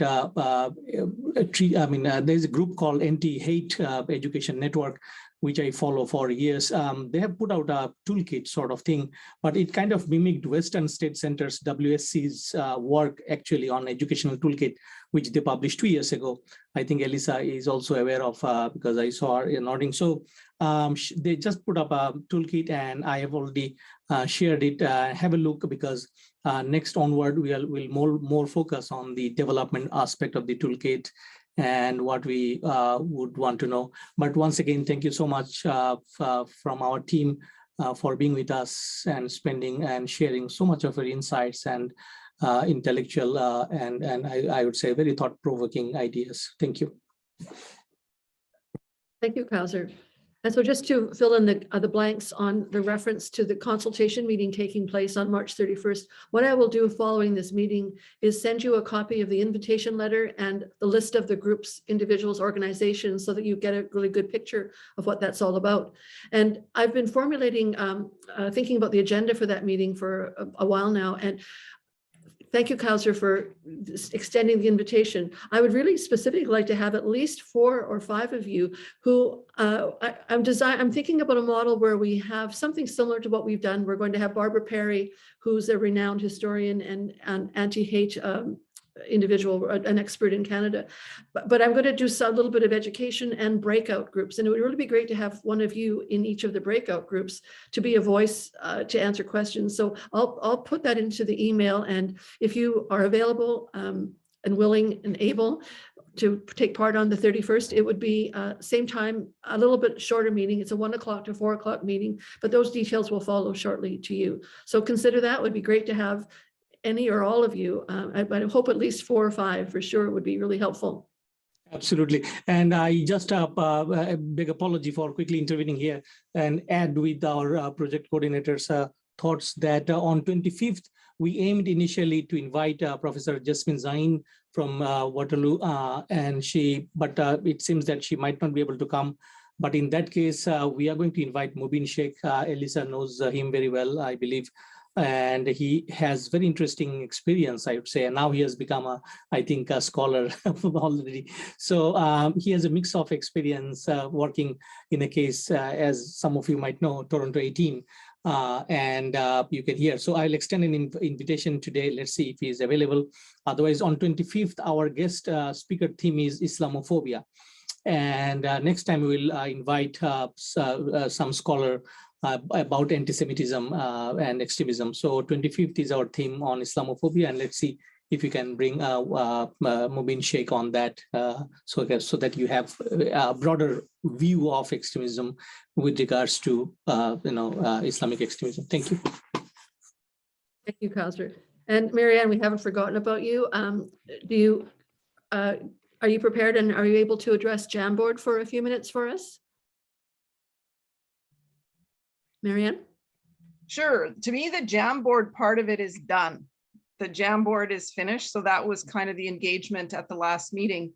Now what everyone should have is the links to the Google Drives that were generated through all the different stickies, which have now been reorganized into those 4 areas: physical, political education, the sort of spiritual, cultural, the emotional, social, and then the physical, which relates to economy and environment. And I think it's important that people have a chance to enter their ideas and background research, whatever you have, into the filling in what are the drivers in each of these different areas. So there's a different Google Drive document for each of those areas that we identified in the Jamboard activity. So I don't know how you want to do it, if people are going to get assigned, if they're just going to be able to choose and go to any one they want. We haven't really talked about that, but the idea of doing the Jamboard was to generate those documents that can capture people's ideas about what the drivers are. And the presentation that we had, the middle presentation with Assad today, got more into, you know, some of the areas that are driving radicalization and extremism, and youth being drawn into these different ways of thinking and groups.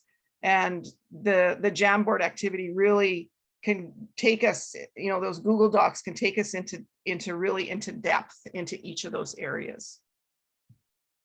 So I don't know how you want to do it, Linda, if you want to just make it open to everyone just being able to visit all of those. And I'm going to suggest, Marianne, that why don't either over the weekend or on Monday, you and I find a time and we'll set up a plan, and then we'll be in touch with everyone, and just ask for a bit of your time between now and the 25th to take, I don't know, 15, 20 minutes, half an hour to visit the site and do some work, but we'll give you some instructions. Marianne, would that work with you? Yeah, I think I did send out a document that was the instructions, and it has all the links by the different topic areas. But we'll talk about how it might be best to approach that. Rather than have everyone do everything, we might just send out categories or something. Let's have that chat to try to make it as efficient and the least time consuming for all of our participants. Any thoughts from the members on Jamboard before we wrap up that topic? Okay. I think the final item to talk about is meeting dates. Kauser is going to send doodle links for meeting dates that we have to set up for April, May, and June. And I'd like to do that sooner rather than later so that we can lock in some times. It seems for our academics that Friday afternoons work really well for them. I hope that continues to work well for our working teachers and our retired folks and everyone else at the table. So maybe we'll aim for some of those dates, but we'll be in touch with doodle links on those meetings. And our next meeting is March 25th, another Friday at 12 o'clock, and we'll be forwarding an agenda for that in the next while. Are there any further thoughts or questions before we wrap up for the day? I will just say on a social media note, we have the Twitter and everything going up now. If you have a Twitter and you'd like to give us a follow, that'd be great.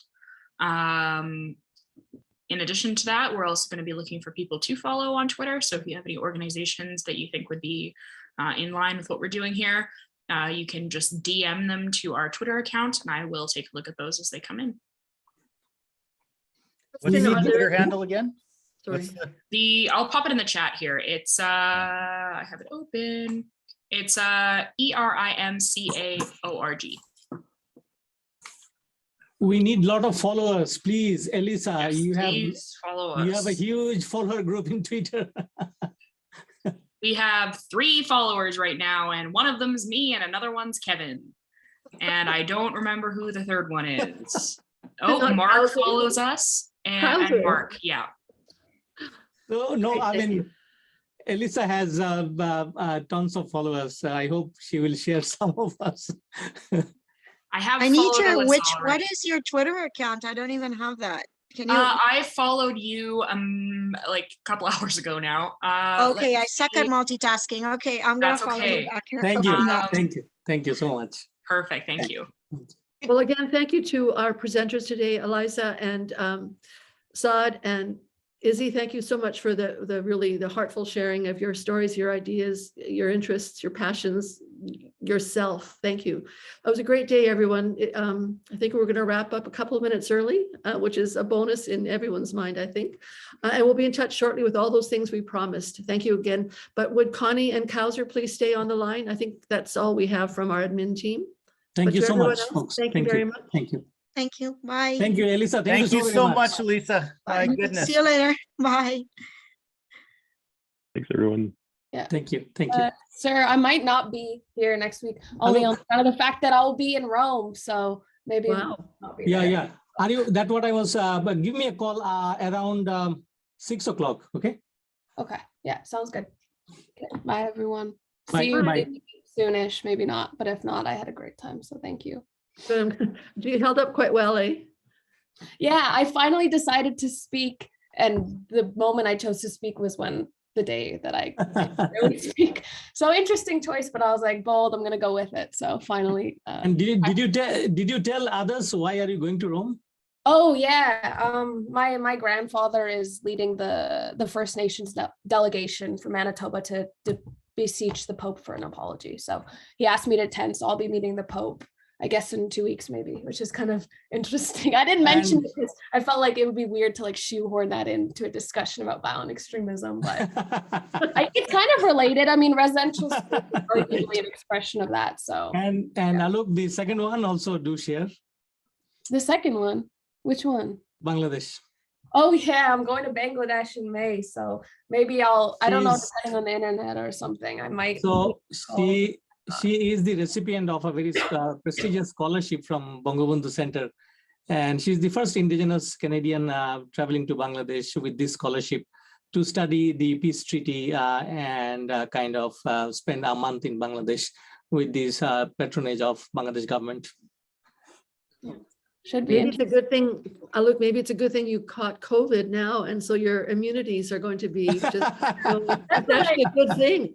I really hope so. My it was inevitable I would catch COVID. I live with somebody who parties every weekend, and I always tell him we're in a pandemic, like don't go out and party, and he does. So I finally caught it. It was inevitable. So now I guess I can get it over with, and I'm fully vaxxed. So hopefully that means I'll be super. Who is your grandfather? It's not Murray Sinclair, is it? Oh, Phil Fontaine. Oh, wow. Oh, I should have known, of course.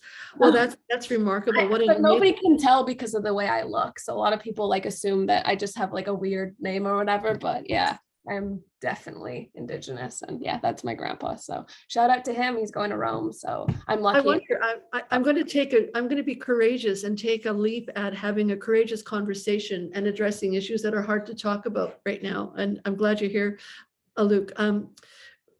I'm not sure if everyone was online when I said that we lost Greg Pruden today. I'm not sure if we even saw him or met him. He was at our first meeting, and you may not. Were you with us, Kristen and Luke? Were you with us the first day? Kristen was with us. Yeah.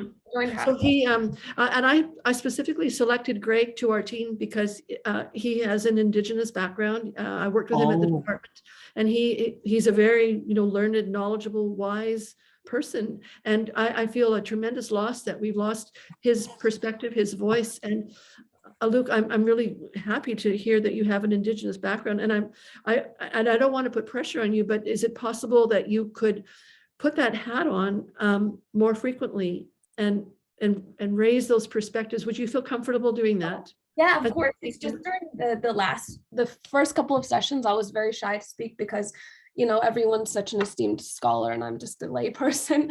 So I was like really working up the nerve to finally speak today, but I don't mind. I mean, I have an interesting perspective, I think, not to be, boosting myself up too much, but my whole family on one side are residential school survivors and stuff like that. So I definitely, I think, kind of bring that with me, and I'd be happy to share that perspective if I was allowed to, of course, share it. would be a privilege. Indeed, I'm not suggesting that, I don't mean to put pressure on you that you are speaking for the No, of entire course Indigenous not. community, but that just your personal experience, and please don't ever think that, you're with a group of esteemed scholars. Of course you are, but every one of us has something important to share. Every one of our stories and experiences contribute, and you've been selected for those reasons. Everyone has something important. So please don't ever feel that your story is less important, or that your input is less important than someone who happens to have postgraduate work. It doesn't work that way.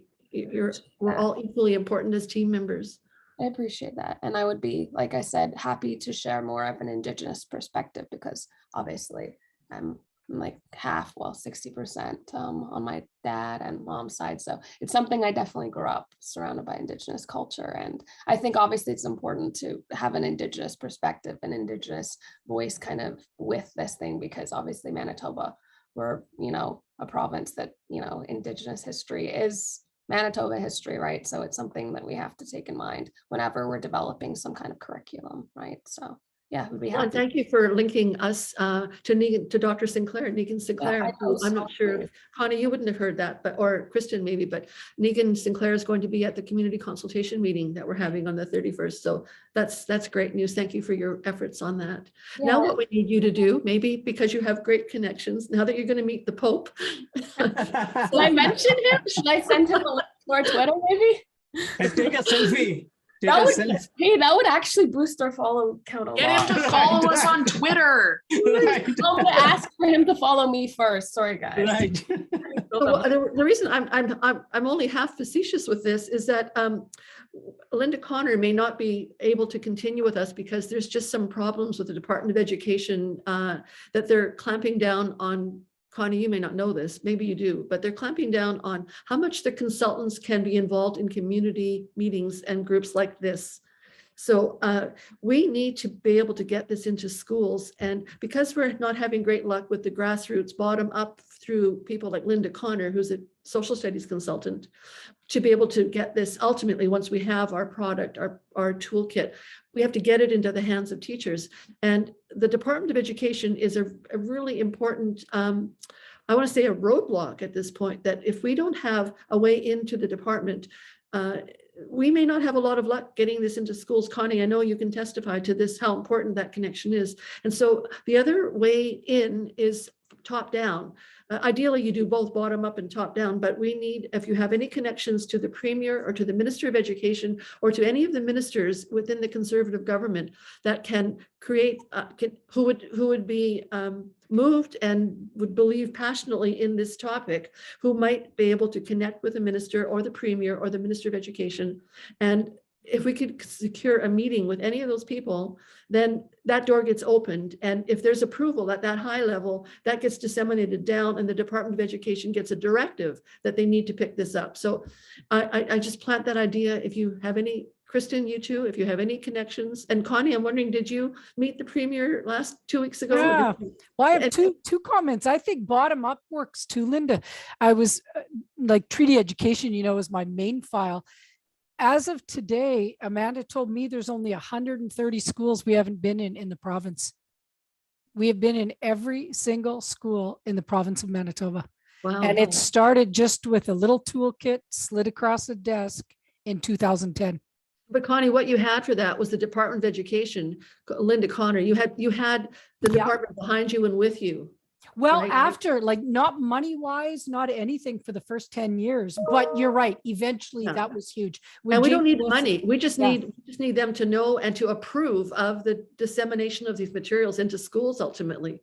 Yep. That did you have any luck meeting? Did you meet the Premier? No, you want to know what happened? I went to dinner that night and the Premier and Minister Lajmujer were skipped the dinner and went to Cross Lake because there was a fire. And they took a private plane, but I ended up talking to MLA Rick Wochuk from SWAT. And so I know Rick, and I haven't talked to Al recently again, Lajmujer, but actually I have a meeting with the Minister of Education. I'm going to have to deke out of our meeting on the 25th. It would be worth it if you have a chance to plant the seeds of this project in his mind. Yeah, I just got an invite, so I'll keep you in the know. Okay, but yep. Good. Absolutely. So just keep that in mind, Kristen and Luke, if you've got any kind of community contacts, who've got any kind of power or influence or God, connection. my community connection, sorry, like shout out to nepotism. My grandpa knows like everyone, luckily, you know, because he was such a prominent political Yeah, of course. Indigenous Does he know about our project yet? No, I haven't told him yet. I'm gonna be seeing him, like I said, next Tuesday when we go to Rome together. So I'll have a chance to, you know, talk to him about it. He knows people like Lloyd Axworthy, and I would say he more so knows more of like the federal government. Yeah, People, because we you know, need he's been no provincial. friend of the conservative, sorry to say, just in his Yeah. political career. That's the challenge, right? A lot of the people who we're working with have connections to the left side of the political spectrum, but it's But a he knows, conservative you know, challenge. he knows So everyone just for sure. Keep your mind open and see whatever you can do to open those doors. Yeah, I will actually. Good, thank you. I'll just say I might actually have more connections than I think I do now that I'm thinking about this. Kristen. Which is funny.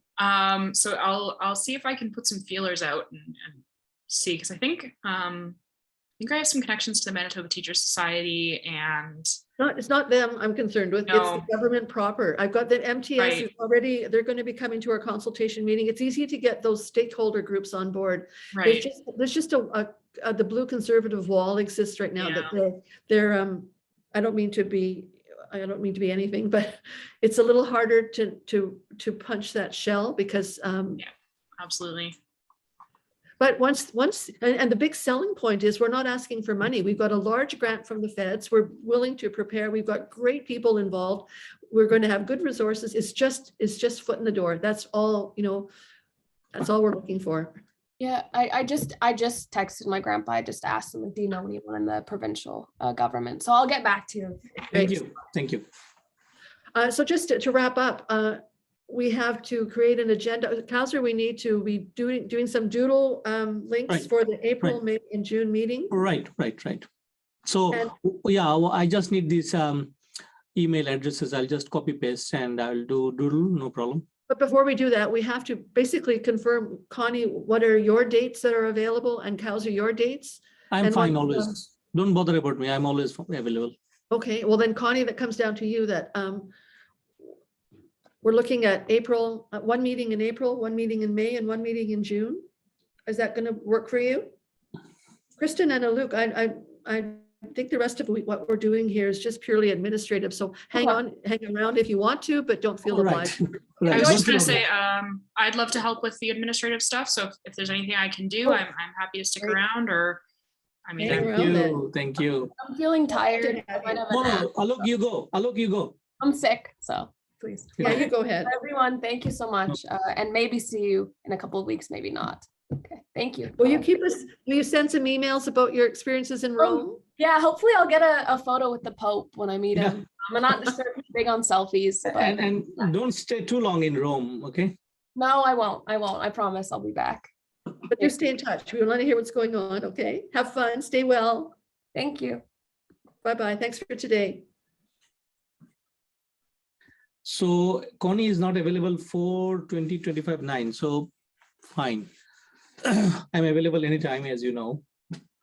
Connie, can you do the same thing for May and June? Yeah, I was just taking a look. And we're looking at Fridays, right? Let's just stick to Fridays because it works for, Well, in April, I'm only open one Friday, and that's the 8th. and that's actually too soon after we may have to go with another date, right? That's too soon after our March 25th. Right. That's what I was about to tell you, that put it somewhere end of the April. And then maybe let's look at early, what about the first Friday in May, Connie? Yeah, right now the 6th. Give me 1 second. Kristen. Yep, I'm open the 6th. yes, hello. In between, so I'll send you an email when the website is ready. You and I will quickly go through, and once we are satisfied, then we'll make it live. Okay. Sounds good. So I want to be able to give 2 dates each time. Connie, is Thursday, May 5th? Yep. Available? Okay, let's go with Thursday. We're going to looking only at afternoons. Does that work for you? Yep. Okay, what about then, so that's our April meeting in essence. So now we're going to look at the end of May. Give me a Thursday and a Friday at the end of May.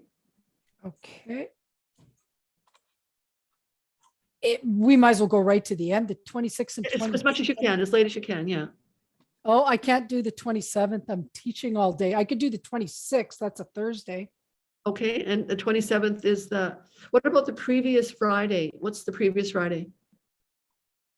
That's the 20th. Yeah, no, I can't do that either. Sorry, Linda, it's just insane. No, that's okay. Yep. What about Thursday, the 19th? Oh, is the 19th going to be too soon? Maybe not. Well, It's up to, yeah, it's less than 2 weeks. yeah, we don't want to be going too soon. You want to try June 3rd then? Like that's. So you said the 26th. What about the 31st, the Tuesday? The Tuesday? Give me 1 second. Yeah. Well, the Monday or the Tuesday, Monday the 30th or the 31st? I prefer to avoid the Monday. I know Lloyd, although, well, classes will be finished by May, won't they? By the end of May? Yeah, spring session. I mean, if they are not teaching spring, so. But April 17th is the last date of all the so classes. that we don't have to worry about the Monday. So what about Monday the 30th? Yep, Monday the 30th. Yep, Monday the 30th. Yep. So we've got Thursday the 26th or Monday the 30th, and then let's look at June, and we don't want to go too late in June. Linda, Lloyd is coming in. Lloyd. Oh, excellent. Perfect. Good. I asked him to come back, and then that's perfect. So we're checking dates now. Hi, Lloyd. Hi. How was Your it? timing couldn't be more perfect, Lloyd. Yeah. I just said your name and magically you appeared. Right. Wow, the power of the internet.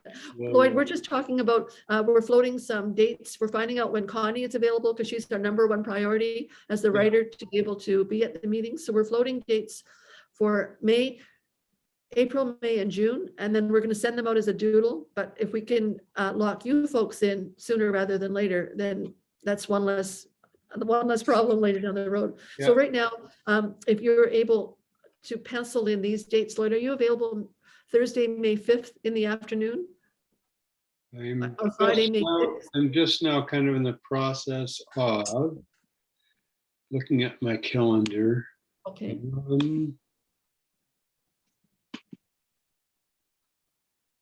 The 5th of May.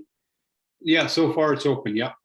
Are you able, could you please lock these dates in until after we send out the doodle and make the decision to which date to go with so that we don't lose you? So that would be 12 to 4 o'clock. And we're saying May 5 and May 6 to give choices, and we'll go with whichever has the most attendance. Yeah, I can't make May 6. May 6 I'm gone all day. I've got a Linda, you're gonna like this, a GTIP meeting all day. Oh, right. I keep running into those, don't we? Yeah, and that means about half the group can't make it. All right, then let's avoid that for sure. If you're, yeah, absolutely not. So May 6th is off the table then. Yeah. What about the 13th? Friday, May 13th? Connie, are you available? Yep. Okay, Lloyd? In the morning or afternoon? Afternoon. Yeah, I think, yeah, sure. Okay, can you lock it in? And then we'll confirm within a few, well, hopefully not too long. So that's May. Now we're looking, that actually is our April meeting because Connie didn't have any dates for us in April, so we had to push into May. So now for May, we're looking at the end of the month, Thursday, the 26th. Are you free Thursday, the 26th in the afternoon? Sorry, I'm really slow. So I'm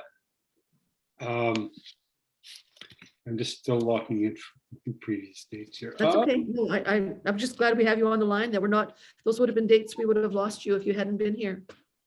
So the last Thursday, like the 27th? 26. Where Connie's not available on the 27th. So we're looking at Thursday, the 26th. Yeah. And then also as the other option for this meeting date will be Monday, the 30th. From 12 to 4. Yeah, that Monday, just hang on. So it's Thursday afternoon on the 27th, Yeah, right? they're all, we're gonna go all 12 to 4 for all of these. Okay.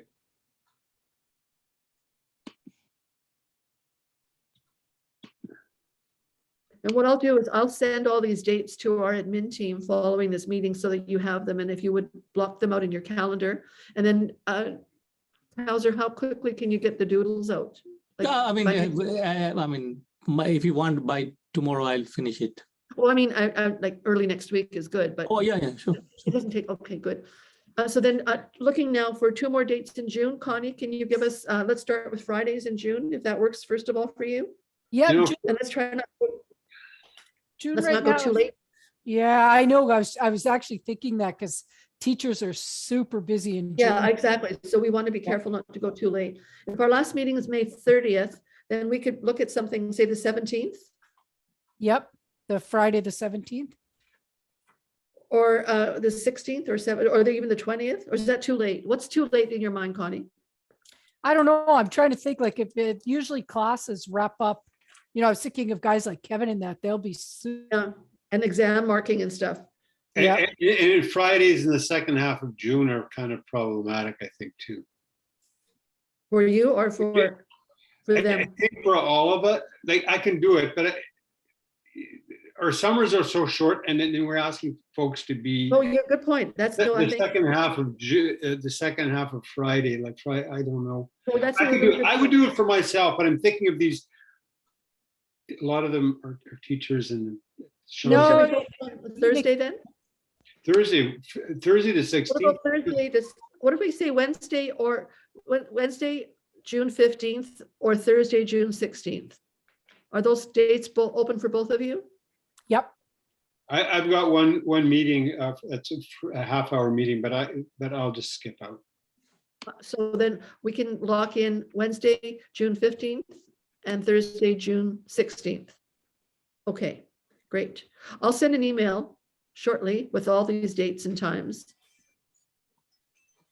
Good, okay, thank you. Any other thoughts or ideas? Just for me, my work is such now, my responsibilities are such now where stuff sometimes comes up and then I have to do like today, sort of come in and out. I'm going to block these times, but there's always things that I know.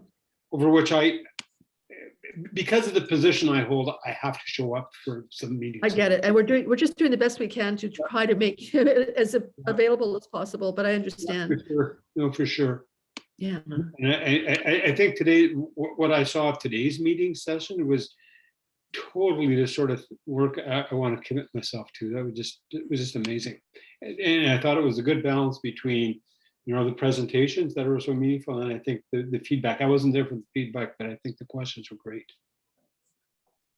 Well, I'm not sure, Connie, how much you got note-wise, but I think we've got a bit of work ahead of us to try to, if you're able to try to somehow collaborate with me, and we'll pull that together and condense that. I don't know, organize it somehow.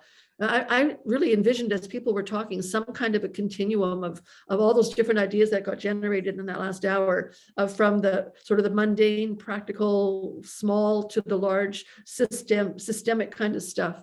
I don't know if we're able to do that kind of sorting initially with all those ideas, because I think there's two things. We want the overall notes from the meeting from today, and then the task would be to somehow organize all that feedback from that session. What do you think? And the recordings are up in the what you call in our Google Drive, Connie, so that you know. But today, what is happening? We are also recording our internal discussions, so I will just cut it out and then upload the rest of the things. Great, thank you, Kauser. Connie, any thoughts on that second task? Yeah, my mind is kind of floating, but no, I think that's an imperative. I think the only thing I didn't get is Saad's fantastic presentation. I didn't take any huge notes because he had a slide deck, so I thought we could ask him for it. Yeah, and we have the recording, Connie. Anytime you want to go back, just. But you know what I'll do? I will ask him to email the slide deck. I'll do that, and then you can have that, because I agree, those slides were really great, weren't they? Yep, they were very much so. I'll take care of that today. Hey, Kausa, and you've probably already done that. Like, if we're thinking of per diems or honorariums, Saad is doing all of this for free. He does a lot of teaching for us, but only as a CAS instructor, and so. So yeah, I was like, yeah, I mean, what is your suggestion? What's that? Oh, what is your suggestion? I mean, well, that's exactly it. I don't know. I have no idea. I love the work that Saad is doing for us. And we ask him to do other things at Global College too, and we try to get him money when we can. But so much of this expertise that he offers. That is what I just spoke with Linda in the morning, and maybe I'll talk to you one-to-one basis. Yeah, no, for sure. Because I'm really. I know it's not easy, and I know it's difficult, but if and all three of you, all four of you, right, are doing so much good work, and no, I mean, still for us, we need to find ways to get. Yeah, exactly. I mean, for example, Mark, then Michael and Saad, especially for these three persons, Well, you know, people like Mark and me, like it's expected as a part of our. We get paid well. It's expected to be a part of our service. Then Michael and Saad. Okay, Michael and Saad. Yeah, yeah. But in the case of Saad, you know, he gets paid per course. And then I go to per course, exactly. Saad, I know you've done this PhD, you've done this dissertation. We would all benefit from it. And knowing Saad, it's like, oh yeah, no, I can do that. But you know, well, you know the challenge is. Same with Connie and Linda and you, Kausa, and Chris, you're all doing good work, and you need to be compensated. No, absolutely. Well, here's the problem, though. If I could jump in, we have budgeted and have the money to give it to Saad and Michael and even you, but the University of Winnipeg won't let us. That's the problem. We cannot take money from our budget because you are technically Winnipeg University employees. So I am, but Saad isn't. Saad isn't. So what's the problems? Saad is not an employee. Saad is not. He's a CAS instructor, and what that means is we pay him. So only course. We pay him as per course. Per course. And he's a private contract. Like he's not an employee. I'm an employee. Mark's an employee. Hey, so Kausa, have you been given wrong information? Have they told you specifically about Saad cannot? Saad cannot specifically. Why can't Saad? Because he's. That's what I told them that look, Saad is different. What about Michael Sai's position, Lloyd? Michael Sai is like me, right? He's an employee of the University of Winnipeg. He's at the collegiate. He's just like me, right? I'm at Global College. I get paid. He's collegiate. He gets paid. Oh, I see. Saad, though, is like a private contractor. And like, I will ask him to teach a course, and then he'll teach he gets the 5,071. Yeah, 5,124. Yes, I mean that is what I. Right. Kausa, you know this. So, Lloyd, how does Kausa get around being told from someone from finance has told you can't give Saad an honorarium? Yes. So I will find a way out. I have something in mind. I'll talk to Saad first, and then I'll talk to Lloyd about way around. But they were very specific. They rejected our requisition that I sent for these three cases. Maybe because they all. In the case of Saad, they need to know he's not an employee, right? Exactly. When we ask him to do work outside of teaching, we always find a budget line to pay him for, right? Because he's not an employee. He's. So and down the road, what I'm thinking, if Saad wants to remain involved with us, we can put him as an independent contractor like others. Yep. Great, good. And maybe if you can't give him the honorarium, but it would be nice to spend some of this year's budget on. Yeah, that is the point because we are already because there is no time to draft up a independent contractor agreement now. So I have to find a way out, which I have something in mind. I'll talk to you, Linda, later on. Okay, good. And also we'll keep Lloyd in the picture so that at least he knows what we are trying to do. Good. Yeah, no, and I'm not trying to be a stick in the mud here. I'm going, wow, this guy's done a lot of work. We're asking him to do work for us, and it's not 100%, agreed. I would even look for if we can find money in Global College, because as in my position, right, as executive, I asked him to do this, and so it's like maybe. Absolutely, Lloyd. Absolutely. Thank you for your support, Lloyd. Anything else before? I know, Connie, you probably have kids to pick up or take care of. Thank you for your time today.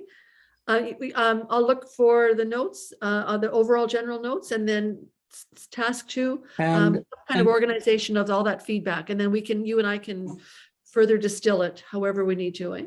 and Linda, we need a list of participants so that I can start processing. Yeah. For what? For the honorariums today. Yes. Okay. The notes I just sent you, I sent a super raw draft from my clicking today, Linda. There's a list on top who was present. Oh, fantastic. Very good. Excellent. Did you copy Kauser on that? No, I didn't. I can. Just send it to Kauser too? Yeah, absolutely. So, fantastic. Will do. And Kristen will remain with us for some time, hopefully. And I have already catered her, kind of work in the future as well, just so that you know. Yeah, you guys aren't getting rid of me unless by force. So I'm. That's good to know. I still remember the day I was sitting in class at the end of the day. Kauser started talking about this project, and my jaw dropped. I was like, I need to be here for this. So I'm sticking around. Kristen, I hope you realize there's a lot of really good people. And she did conduct the breakout session today, actually. I tried very hard. Yes. It was perfect. Good. I will say on that note, I'm happy to do any of those like silly little administrative things. Thank you.